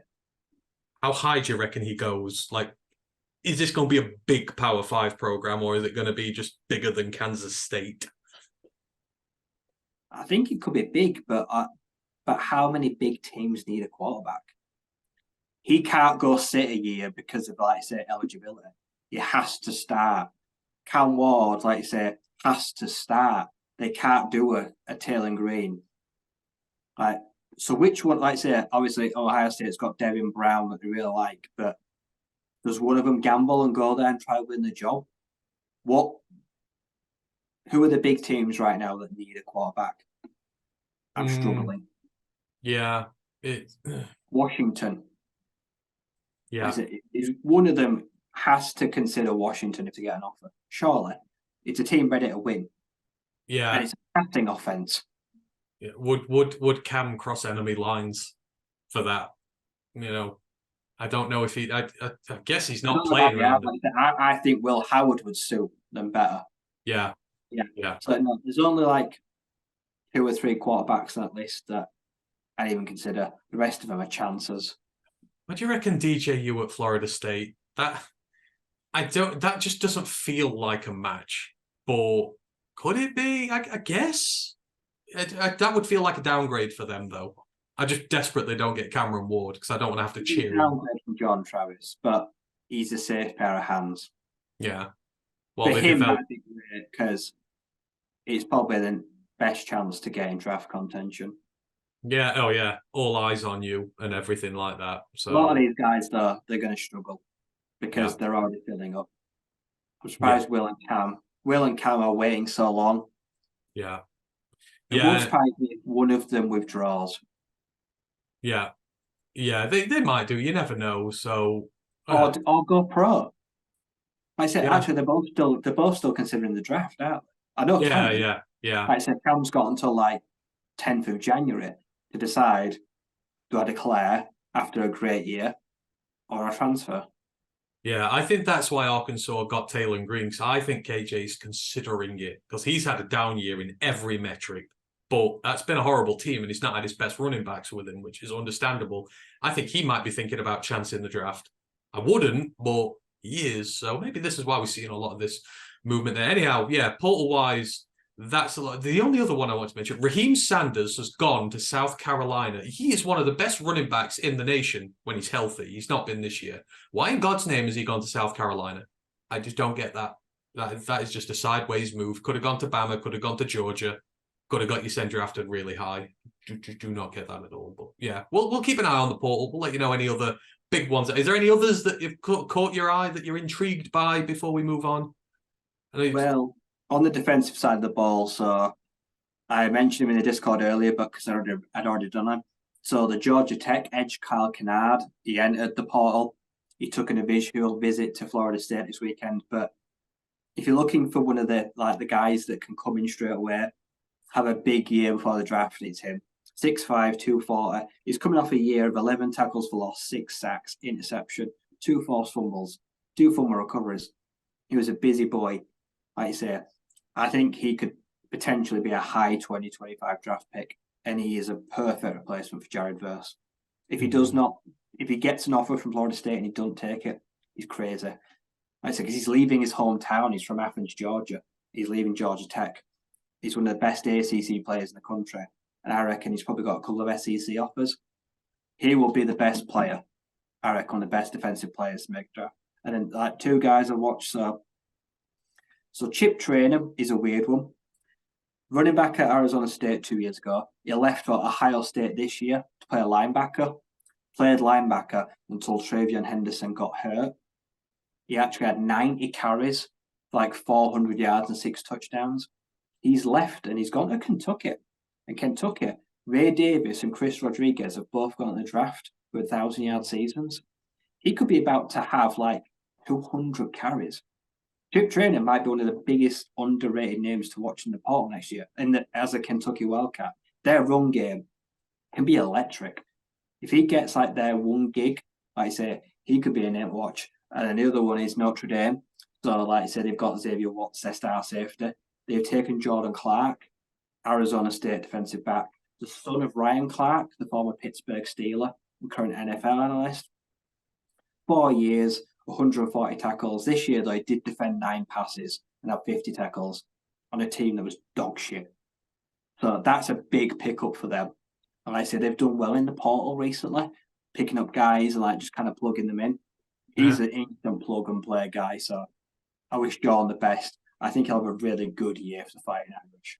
Yeah, and they got RJ Oben as well, didn't they? The Duke edge who we mentioned earlier. Like you think Picking of all the up some guys, like say, plug and play guys. These that are just like got a year left, but they'll start straight away. Well, you think of all the edge talent that's gone from Notre Dame to the draft. I mean, like your guy the other year, he's just they develop it really well. He could go crazy. So. And Notre Dame is sneaky good. And Kentucky, I've looked at it, and they're sneaky good. Like I say, they've got Vandergrift from Georgia, so they got the quarterback of the future. Got 5-star quarterback, and they've now got a potential 1,000-yard running back. So yeah, they made the most of it. Yeah, it could be a sneaky team to watch. And Stoops is committed to that program. Like he's turned down the A&M job to stay there. So that's a big sign of commitment from him, and the players look like they're following. So Kentucky are like going to be they're going to be a team to watch next year. Sneaky, depending on what they do. Anyhow, like I say, transfer portal we will keep an eye on. Any other big moves we will let you know about. We will move it on, and we're going to talk now about the college football award winners. So all the awards were decided over the weekend. Obviously, everything from the Heisman to the Doak Walker, all those bits, and we're just going to go through the winners, and we're going to compare them against the predictions we made at the start of the year. Because we did predictions for everything, just as a laugh, but to see where we might get to. And we'll start with the big one, because this is one of the ones that one of us got right, or at least eventually did. I don't know whether you predicted him at the start of the year, but the Heisman winner, and Ryan's been saying this for the last 6 or 7 weeks now, like got on this train really early. Jaden Daniels, LSU, second ever quarterback from LSU to get it after, of course, Joe Burrow and his record-setting year. But was it 49 touchdown passes, nearly 5,000 yards on the year combined from scrimmage for him, like 1,000 on the ground as well. Kind of does feel well-earned in the end, doesn't he, right? He has been far away one of the best players in college football this year. Yeah. And people get it wrong. The Heisman is an individual award. It doesn't matter he went 9-3. It doesn't matter the rest of his team went down. He was electric. And you can put him in this Alabama team, this Georgia team, the Washington teams. They'll all be in the playoffs still. He'd still have them all there because he was absolutely fantastic. And the guy may well be taken, maybe too high. He could be a first-round draft pick. He's shown that he's the electric athlete and that skinny chip form. But I picked Caleb Williams before the season started. Yeah. Do we have to do this? I picked Drew Aller. I thought he was going to have a massive breakout year with Penn State, but it's well played to him, and he cleaned up at these awards. Some of the other ones he got the Davey O'Brien Award at quarterback as well, which we also voted on. I had Penix to win that, and I'm probably very close to getting that right, but I think Penix was second overall, but he also got... Oh, you had Travis? He would have been. Travis was fifth. He could have been there. He was fifth. Yeah, he was fifth. So we got quite up there. Like Travis was fifth, and Penix was second. So we were quite close with our predictions there initially. But he also walked away with the Johnny Unitas Golden Arm Award. He also got the Walter Camp Award. Jaden Daniels got 4. He cleaned up at this. The Doak Walker Award, that is for best running back in the nation, and that went to Ollie Gordon II of Oklahoma State, and probably well earned. He kind of went under the radar for a lot of the year alongside some of the bigger names, but 1,500 yards plus on the ground. OK State somehow made it to the Big 12 title game, and a lot of it was on him because, as you quite rightly mentioned during all the previews and reviews we did, his quarterback blew hot and cold, but he was red hot all year. Yep. And I didn't pick him because I'd never heard of him. Neither had I. I don't know how many people had ever heard of him before the season even started. I picked Braylon Allen. Yeah, and I picked Nick Singleton. Again, Penn State. It was a Penn State heavy one, but I don't have any issues with it. I think he has been the best running back in the nation. Like, multiple 200-yard games, like. Yeah, you know, that he's the reason that OK State got to the Big 12 title game. Big part of it being that offense, so cannot complain about that. Moving on to the Biletnikoff, the wide receiver, and you did get this one because it was the obvious choice, Marvin Harrison Jr., who I'm praying to God ends up nowhere near the NFC North. Cleared house with this one, Ryan. You predicted this. Yeah, it was inevitable. A team that for me was lackluster, and it had a quarterback that was good, not great, carried by one weapon that just seemed unguardable. And like you say, yeah, will be the first wide receiver in the draft by a country mile. Maybe the first overall pick.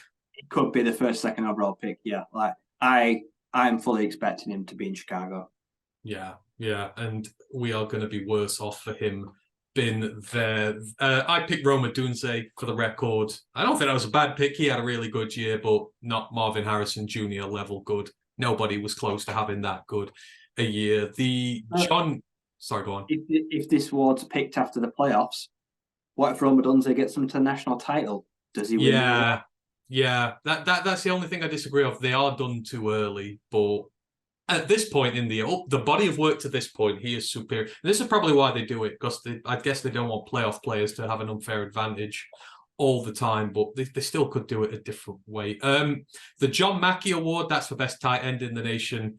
I got this. Brock Bowers kind of feels like a cheat because he is by far and away the best tight end in the nation. And even despite having an injury which limited him, he still had 716 odd yards and 6 touchdowns. And a rushing touchdown on the year, and he blocks like a champion. His blocking's come on really well this year. Like Marvin Harrison Jr., this felt a bit inevitable, right? Yeah. He don't play tight end, is it? He's just not a traditional tight end. Like I say, he's going to play receiver. The only tight end that came close in the nation was Ben Sinnott at Kansas State. He was that kid's a revelation. Now he's going to get drafted really well, and he is intriguing. But yeah, Brock plays the position like other tight ends don't. He's a receiver, and when he got hurt, Georgia didn't look good. No. When he came back, didn't look great. But yeah, like I say, he is going to be. I don't know. He's not going to get drafted. He's not going to Kyle Pitts territory, but probably like top 10, 15. I don't know. It's hard to evaluate the next level. Yeah. There's been a lot of tight ends score really, really high in the last few years, so it's hard to compare him. Yeah, positional value. If you take positional value aside, I think skill-wise, he's a top 5 player in the draft. Like, he has the skill. Yeah, people will just go, he's a mismatch. Yeah, like if you just put it on skill and not positional value, he's a top 5 pick. Like, he is incredibly skilled, but it's how high do you value a tight end with him? Moving on next, the Outland Trophy. That goes to the best interior lineman in the nation. That's both sides of the ball, and that went to Tavondre Sweat, the defensive lineman from Texas, the Longhorns. He had a really good year. 42 tackles, 8 tackles for a loss, 2 sacks, 4 passes defended. He's a big, beefy boy on the line who gets in there, but it's his run defense where he stands out. He's just an absolutely dominant lineman. And in that Big 12, right, like when you've got lots of teams who love to run the football, who love to bring the pain and, you know, shove it down your throat. He may not show it on the stat sheet, but he's been a monster this year, and he's another whose draft stock is going to be. Woo. Yeah, that's why I took him in that mock draft. I had him in our second round, Devontae Sweat. So yeah, he's a big beefy boy, but he can rush the passer. But yeah, it's not something I would have ever predicted either. I got the right side of the ball. I had defensive lineman Braylon Trice from Washington. Oh, yeah. I had Zach Zinter, the guard from Michigan. And if he'd not have snapped his tibia and fibia before the season was done, I think he'd have been right in for this because he's had a tremendous season. But yeah, Devondre's played through all of it. So well done there for him. Next, we've got we'll do both the defensive ones. So you've got the Bednarik and the Bronco Nagurski awards. And let me just get up to where we were with that. So the Bronco Nagurski was won by Xavier Watts from Notre Dame. And where is my Bednarik? Have they changed the name for it? I think they've changed the name for it. But no, where's it gone? Anyhow, Xavier Watts, we'll do him first. Like you said, you were talking about him earlier, right? Tremendous year for him at Notre Dame. Yeah, revelation, interception leader. What did he have? 8? Did he have 8 on the year? I think so. It was a lot, yeah. And he's returning as well. So that nation's best player is coming back for another year. So yeah, he was an absolute turnover machine. And yeah, following in the footsteps of, like say, of what Brandon Joseph was. And Kyle Hamilton, he is just that next great safety. Like I say, they've kind of become a bit of a conveyor belt for defensive backs in Notre Dame. So yeah, let's see if we can live up to it again next year. I had Cooper DeJean. Back. Oh, he wasn't the defensive back. This is the defensive player of the year, the Bronco Nagurski. Perkins, the freaky LSU linebacker. I thought he was going to be defensive player of the year. Yeah, I had Tommy Eichenberg from Ohio State, and it just kind of didn't go there. The Bednarik, or it was won by Latu, you know, the UCLA edge. He's had a great year. That UCLA defense has been absolutely menacing, and I had Jazane Newton for that. And yeah, Jazane's had a really good year, and he's going to be a top 10 draft pick, but just didn't quite work out there.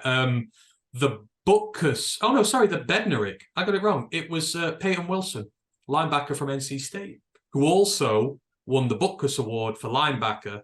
I mean, he has been amazing. He has been one of the best linebackers in the country this year. Because NC State finished third in the ACC. I didn't actually realize it till after a while, but sneaky good year. Just lost a couple of games to start with when Brennan Armstrong was injured and it wasn't quite clicking, but you know, NC State, they're linebacker you. We know that, right? It's another deserving winner.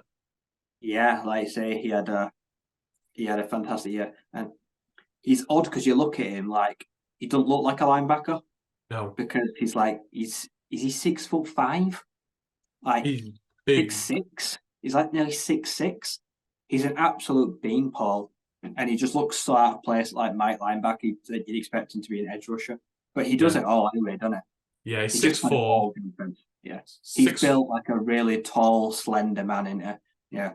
So this is the stat line from this year for him. So he's 6'4", 235 pounds, 138 tackles, 17.5 tackles for loss, 6 sacks, 3 interceptions. One was a pick 6, 6 passes defended, 2 fumble recoveries, and 1 forced fumble. Like, Christ alive. Jack Campbell-esque, that, isn't it? Yeah. That's why I love NC State. We just churn out these linebackers and defensive linemen. They're so great. And I didn't actually realize just how great a year. I knew it was a good year, but I didn't realize that it was enough to get the Butkus and the Bednarik. Did you go into the draft? I think so. Yeah, I believe so. I don't think you can really top that. He's the draft after this year, surely. I'm sure he's a 5-year starter. It's either 4 or 5. I think he's a 4-year starter, but he's been there 5 years, so I think he's ready to come up. So that is a name to watch out for. We'll do some take on him. The Jim Thorpe Award for defensive back, when I can find where it's gone to, that went to Trey Taylor of Air Force.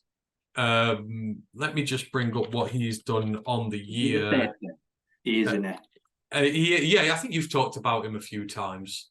He's a safety DB, and they also use him as a running back. I don't know how much rushing he's done this year. I don't think any at all, but 71 tackles, 4.5 for a loss, half a sack, 3 interceptions. One of them was a pick 6, 4 passes defended, huge, graded out elite against the run as well. I had Andrew Makuba for that from Clemson, but the Air Force defense, for whatever, we have all the gripes with Air Force in the world, but their defense is usually pretty good. And they make ball hawkishly good DBs considering they don't have actual quarterbacks on their team. They somehow train they train the DBs really well in picking balls off when they don't have guys who can throw it. Yeah, it's a team that's built on safeties because they've got to be able to play in the box and they've got to be able to play single high and usually give like one person that job. And he's incredibly well-rounded, a great athlete. And a lot of teams consider passing their weakness, so they'll go after him. And yeah, he can make you pay for it. So yeah, the safeties, like I say, their linebacker, cornerback safeties, they just do it all, don't they? They hit hard, but they can also catch. So yeah. I say the numbers aren't anything special. A lot of guys have better numbers, but when you look at how important it was to them, like I say, he was pretty crucial, yeah. And the grade as well. The run support is something that a lot of safeties struggle with. Yeah. They're just not built for it. Yeah, they're not built for it, but I mean he's 6 foot 205. That's good for a safety. Not too heavy, not too small, can come in, cause a lot of damage there. So well done to him. Who did you have for the DB of the year? Do you remember? You were talking about this earlier. Oh, did you have Cooper for this as well? So I put DB and then second D. I had Kool-Aid and Cooper, but I don't know which way around I put them. Oh, all right. Well, yeah, Kool-Aid. Kool-Aid had a good year. Yeah. Decent. A lot of people could forgive the pun, but they're cooling off in him, and I don't know why. I think he's had a really good year by Bama DB standards. So, anywho, the other one we had, the George Munger Award, although it's changed for Coach of the Year, I actually got this smack bang on. Kalen DeBoer from Washington, and it's hard to argue against that. You run an incredibly difficult Pac-12, win the title, like in your second year there when you've come up from a Group of 5 program.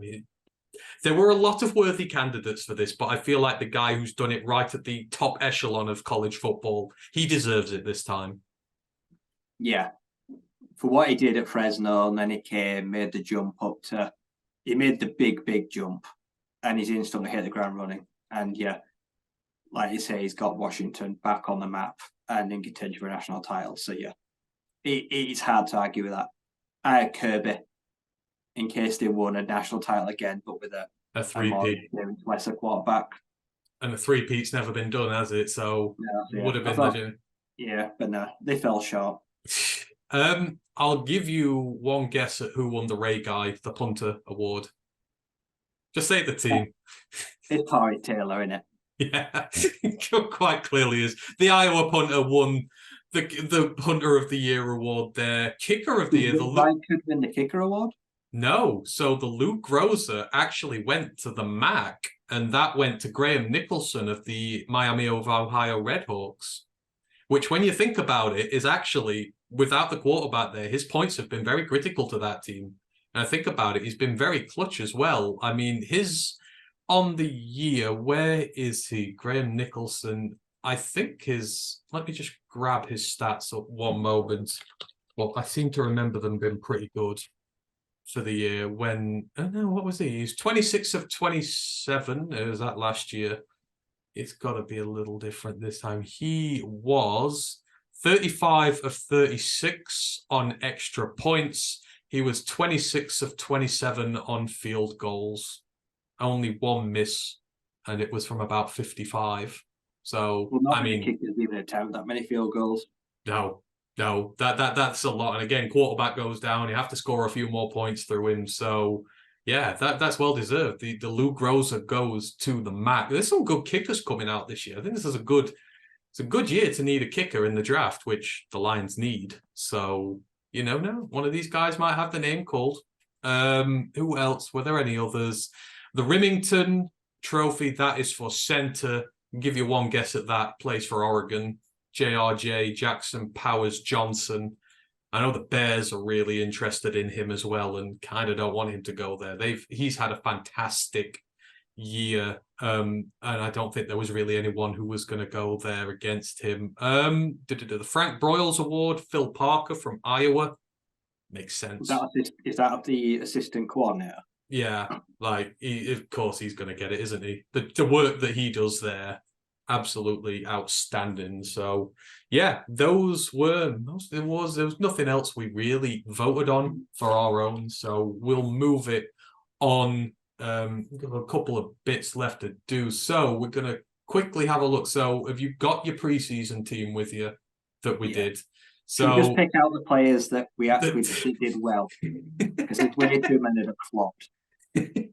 I mean, you're not on your own here. I'm just going to say out, you're not on your own. But at the start of the season, me and Ryan did the predictions for the players to watch out for. I've got some duds, so it's entirely up to you how you want to do this. I'm just going to quickly list mine. So I'll do my offense first, and then you can pick from yours if you wish. But for me, my quarterback was KJ Jefferson.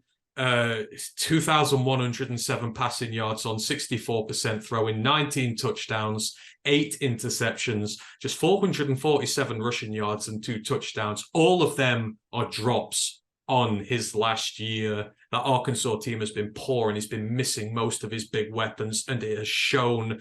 The running backs, Nick Singleton, 702 rushing yards, 4.8 yards per carry, 8 rushing touchdowns, 222 receiving yards and 1 touchdown. They are also all down on his freshman year, but he is sharing with Katron Allen. So together as a pair, they've actually worked really well together, but he individually has gone down. Raheem Sanders, 284 scrimmage yards and 2 touchdowns. His season was wrecked by an early injury, and now he's transferred to South Carolina, the traitor.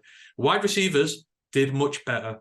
Torrey Horton from Colorado State, 95 receptions, 1,136 receiving yards, 8 touchdowns. Also had a passing touchdown against Colorado as well. I'm banging the table for the Lions to take him in this draft going forward. And then Malachi Corley, the Yak Master from Western Kentucky, 75 receptions, 958 yards, 11 touchdowns on the season. My wide receivers did really well. I had Brock Bowers at tight end, cop out, 56 receptions, 714 yards, 6 touchdowns, had a rushing touchdown as well for him.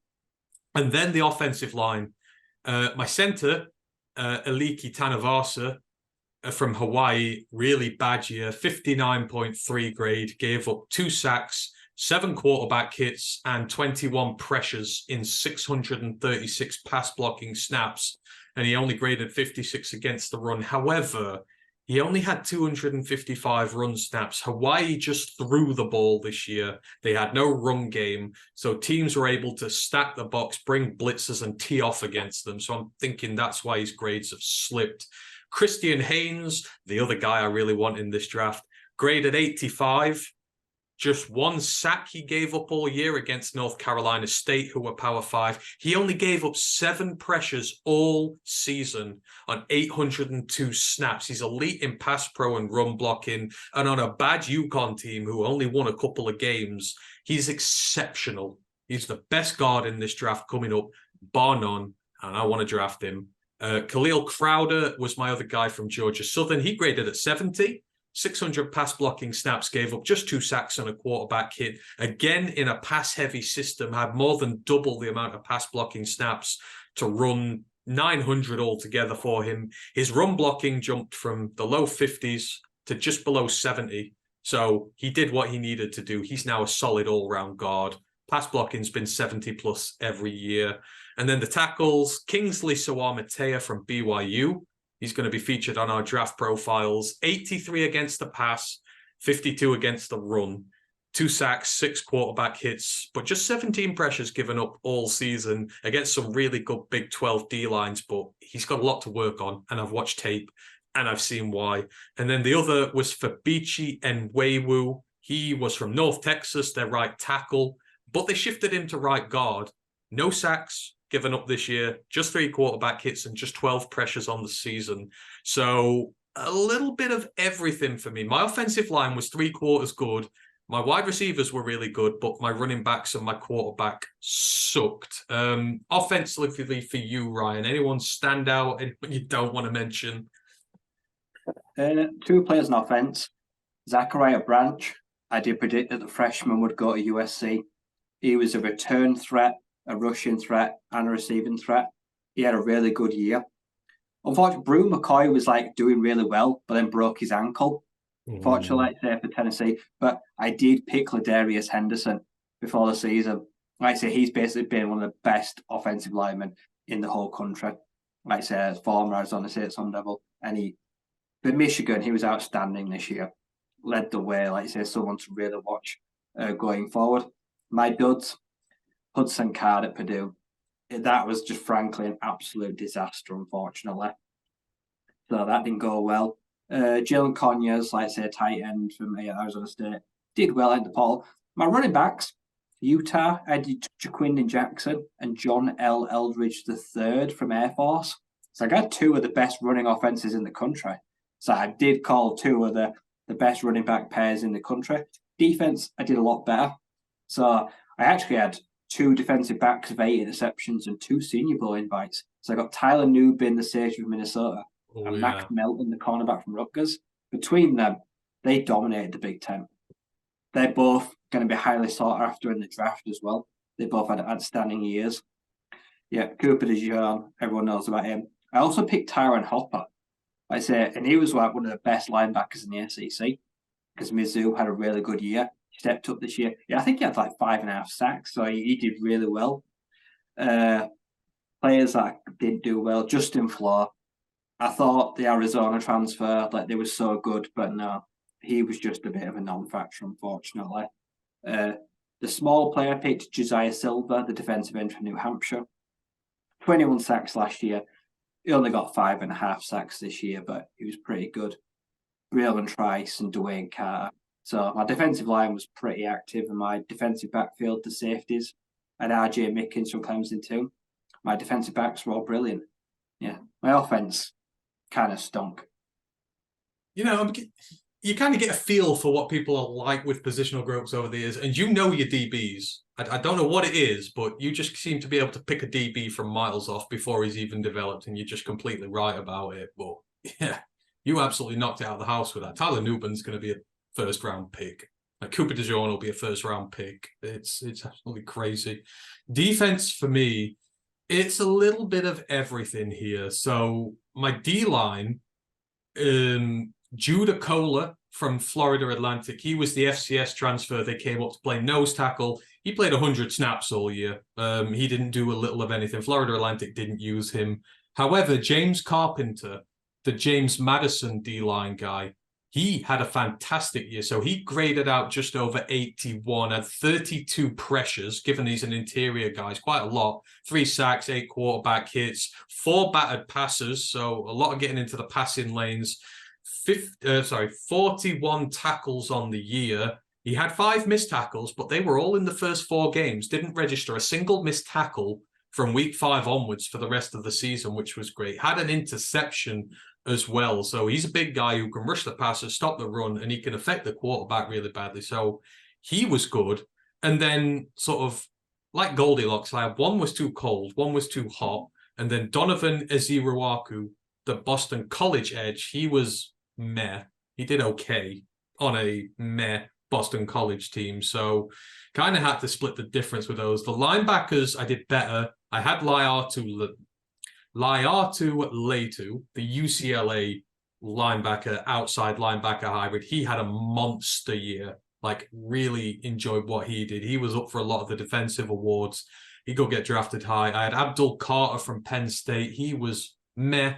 Registered a lot of tackles, but he's still to break out. But he's a freshman, so give him his time. Then I had Leighton Jordan from Temple, who was really good. He was solid. Temple were a bad team this year, but he was a stalwart on that defense as always. I like my picks in the secondary. So Peter Manuma, I was high on him. He was the Hawaii DB. He was the freshman who started for them last year. Really good this year. 87 tackles for him, 5.5 for a loss, 3 picks, totaling nearly 50 yards of recovery. He had a few passes defended as well. Good second sophomore year for him. I expect him to probably go in the portal and get a better team somewhere else, but he might stay. Kind of hope he does there. Micah Abraham, tremendous for Marshall and tremendous year. And I hope that he comes to the draft and we draft in there. Cam Lockridge at Fresno State was also his usual great self. Aubrey Burks did really well for West Virginia before he got hurt. But again, another good season. And Jordan Mahoney at UMass, meh. Had a little bit of both with everything for there. But offense was slightly better. Defense was decent. But I busted on my FCS picks in there. So, hey ho. And then for special teams, I had Torrey Taylor as the punter, great. Colton Boomer, UCF, the kicker. He did well as well. So I think overall, we didn't do too bad. So those were our preseason teams. A little bit of good, a little bit of bad, a little bit in the middle there. All right, let's move it on to the final part of our evening today. And I just need to get this up because I've got my document here for it. So it is bowl prediction time. We're going to do by the week as we usually do because there's far too many bowl games and you can't predict them all now. So we're going to do up till the 21st of December, next Thursday. Also my birthday as well. I'm 34 years old at that point. So, we're just going to go through these. We can't go too down in depth into them because players leave, transfers leave, but let's just see what we can do with this. So the games start this Saturday, the 16th of December. Got 6 games up, and the first one of those is the Myrtle Beach Bowl game, and that is being contested between Georgia Southern and Ohio. So 2 teams who narrowly missed out. Georgia Southern narrowly missed out in the Sun Belt, getting to their title game. They were behind App State and Coastal Carolina and James Madison, but it was a pretty close division behind James Madison. Ohio just missed out to the Red Hawks, who went and won the whole MAC, but they were only a game behind them there. So 2 what-ifs this season for them, hoping to salvage things with a Myrtle Beach Bowl win. Georgia Southern or Ohio, Rye, where are you going to start off this bowl season?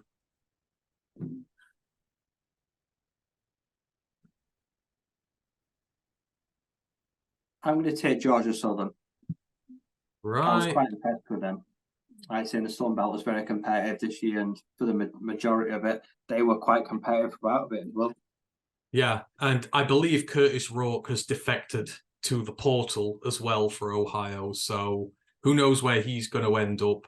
So I am also going to be taking Georgia Southern in this one because they are a team on the up and they're keeping more of their players, so we will see. We next move on to the Cricket Celebration Bowl, which is the HBCU bowl game, and we want to get this right because hopefully we're going to have Gerald back on with us soon to talk HBCU football for the 2023 season and the 2024 draft. So I want to try and do him proud here and get this right. We've got Howard versus Florida A&M. I know A&M, yeah.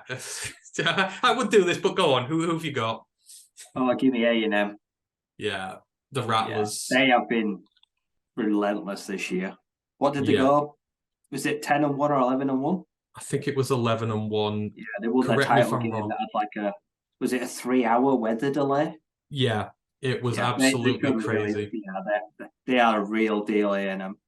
Yeah, and this is one that is not where players back out of this. The Celebration Bowl, it's big for HBCU football, so all the top players, well, most of the top players do come back for it, and it's a fiercely contested affair. But I'm with you. I'm going Florida and A&M. I've got a good track record on this. I had Jackson State getting upset last year by North Carolina Central.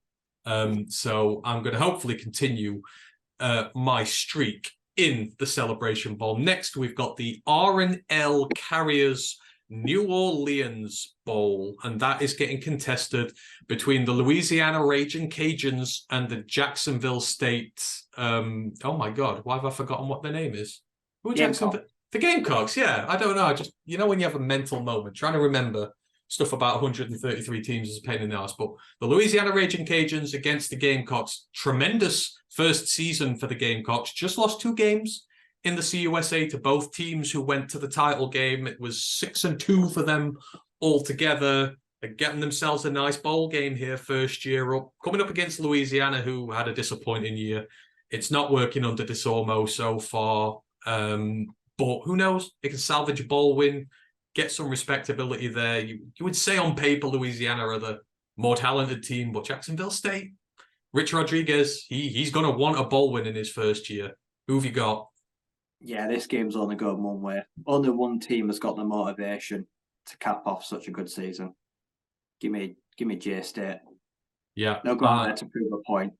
Yeah, I am right with you on that one. I think that, Rich Rodriguez isn't going to let this slip. He'll want the bowl win to justify them getting in there because they've had to receive special dispensation to get into this. So, yeah, Jacksonville State sweep there.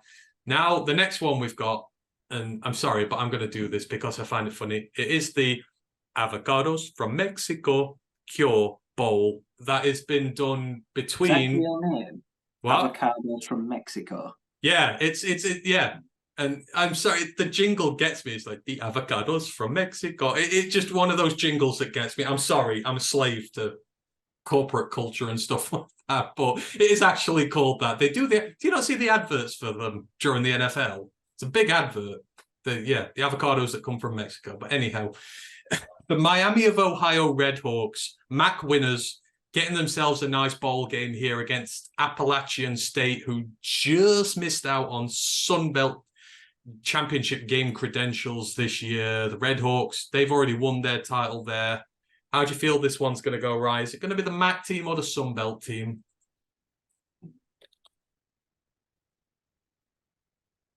I'll go MAC upset.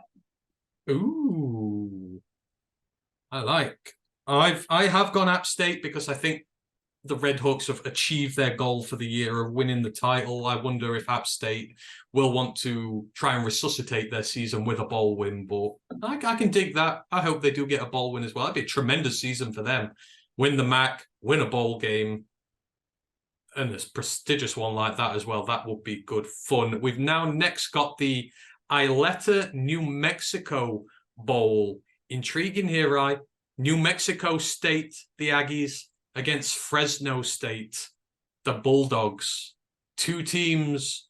New Mexico State just coming up a little short in the CUSA bowl game, but tremendous season for them. But you kind of figure they'll want to cap it off with some part of success because they missed out on the CUSA championship against Fresno State, who just missed out on going to the Mountain West championship game. Been a sort of an up and down year for them, but they're still a real good team and they will want a bowl win as well. So I figured this is 2 teams who are not going to let this one slide. Could be one of the better games of them all.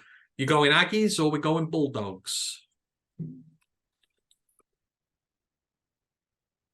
I'll take the Bulldogs. Decent bowl record in recent years. Okay, and I am going to stay on the kill train to the end. I'm going to go with New Mexico State, so we're going to diverge on this one as well. But that potentially could be one of the games of bowl season that could. I'm really looking forward to it. And then we've got the Radiance Technologies Independence Bowl to round out the Saturday.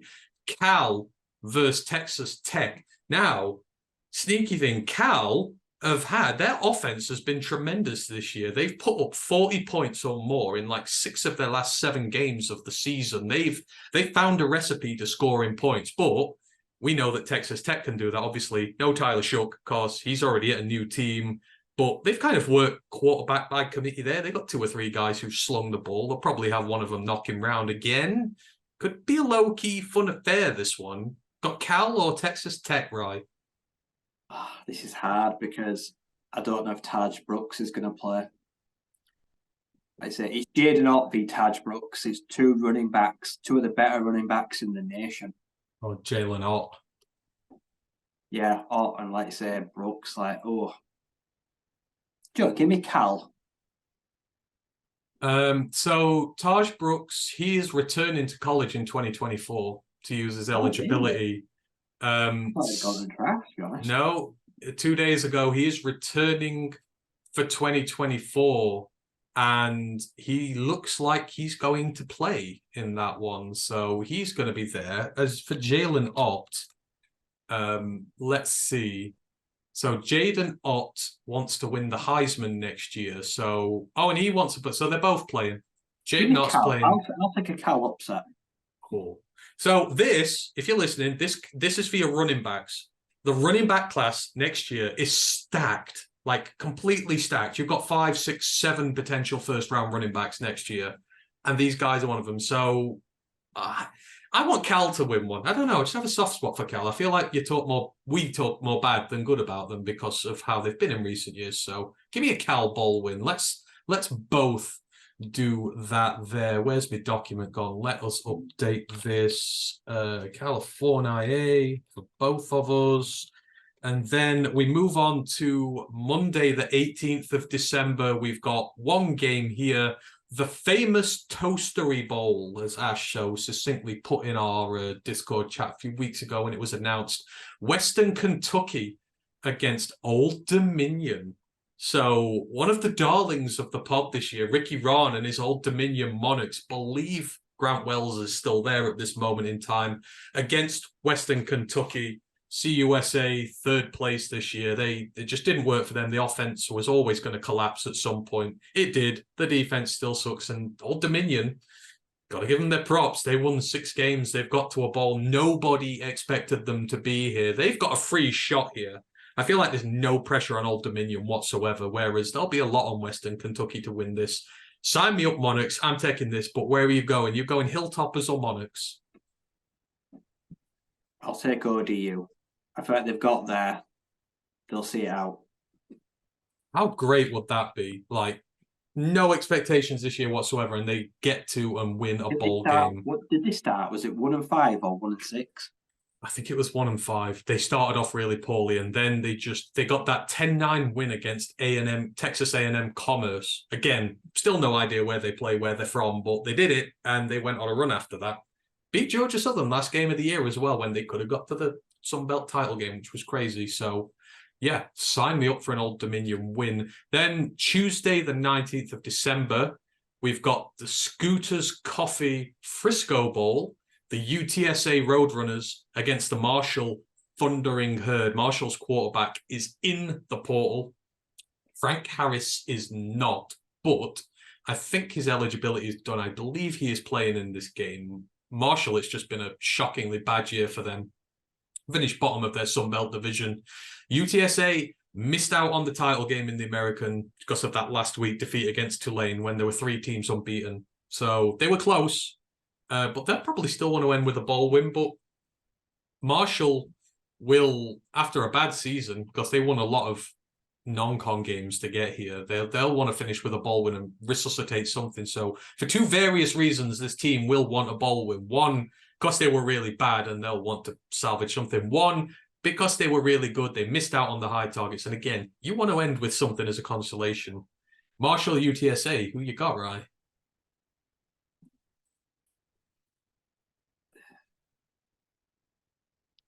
I'll take UTSA. This could be Frank Harris's last game.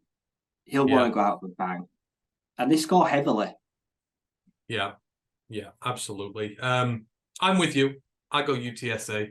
I think Marshall, they've lost their quarter. They lost Cam Fancher, so Rasheen Ali's been hurt as well. He's playing at the minute, but he's had a rough year, so I think UTSA are going to do that. And then the last one we'll do, just to cover our tracks in case the show's late next week, Thursday, the 21st of December, we've got the roofclaim.com Boca Raton Bowl. That is taking place between South Florida and their really good season by their standards, and Syracuse. So they're playing Power 5 opposition here, but Syracuse have been bad and they're there to be had. And for USF, I mean, it's been a really good season for them. You know, the Bama game, they look competent and they've won a lot of games. And this would be a great season for them to finish it off with a bowl win. And Syracuse are one of the worst teams in the Power 5 at the minute. They're there to be had. But saying that, any given day, Syracuse might win this. So gonna go for the G5 upset. No.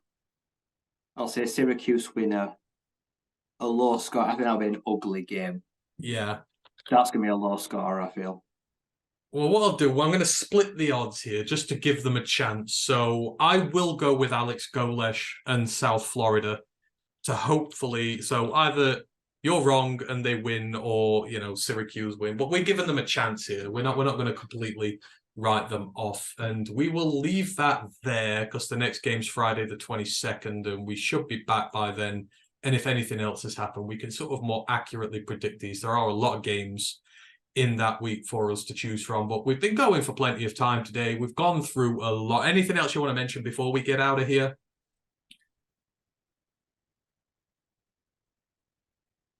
Nope. No. We're at that time of the year now, like you say, where it's the draft. Yeah. It's bowls and playoffs. Yeah, we're there. We've plenty going on, so we will keep a very close eye on bowl season, the FCS playoffs when they come back. But for the show itself, we will start looking more in depth at players going into draft season. As always, if you've got requests for us, positional groups, players themselves, I mean, I'm already doing it. As soon as I'm done here, we'll be doing more tape reviews, so we're going to get as many notes as we can done up on people. Next shows, Detroit Lions, our main Detroit Lions podcast is back tomorrow. Denver Broncos preview. Hopefully we got a guest lined up for that, so that's going to be good fun. Come join us for that. Me and Ryan will be back next week with the college football show. We will talk about the first few games from bowl season, and then after that, I'm not sure, it's to be decided. We will sort some stuff out in the weeks coming up there. And then, yeah, catch the guys on Saturday, the game with the Broncos. Keep forgetting it's a day early this week, so you can check the guys out live on Saturday as well. But thank you to everyone for joining. Again, this has been pre-recorded, so if you've been putting messages in the chat and you think I'm ignoring you, I'm not.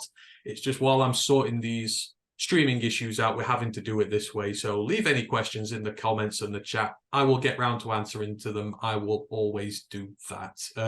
You can find us at Roar of the Lions UK everywhere: Twitch, Twitter, Instagram, YouTube, all that good stuff. So if you want to find us, you can find us there. roarofthelionsuk.co.uk as well. You can find us on the website. You can find Ash's preview articles and other opinion pieces as well. So thank you ever so much for joining. Thank you to Ryan. Thank you to Hank, who has joined us as well at parts this evening.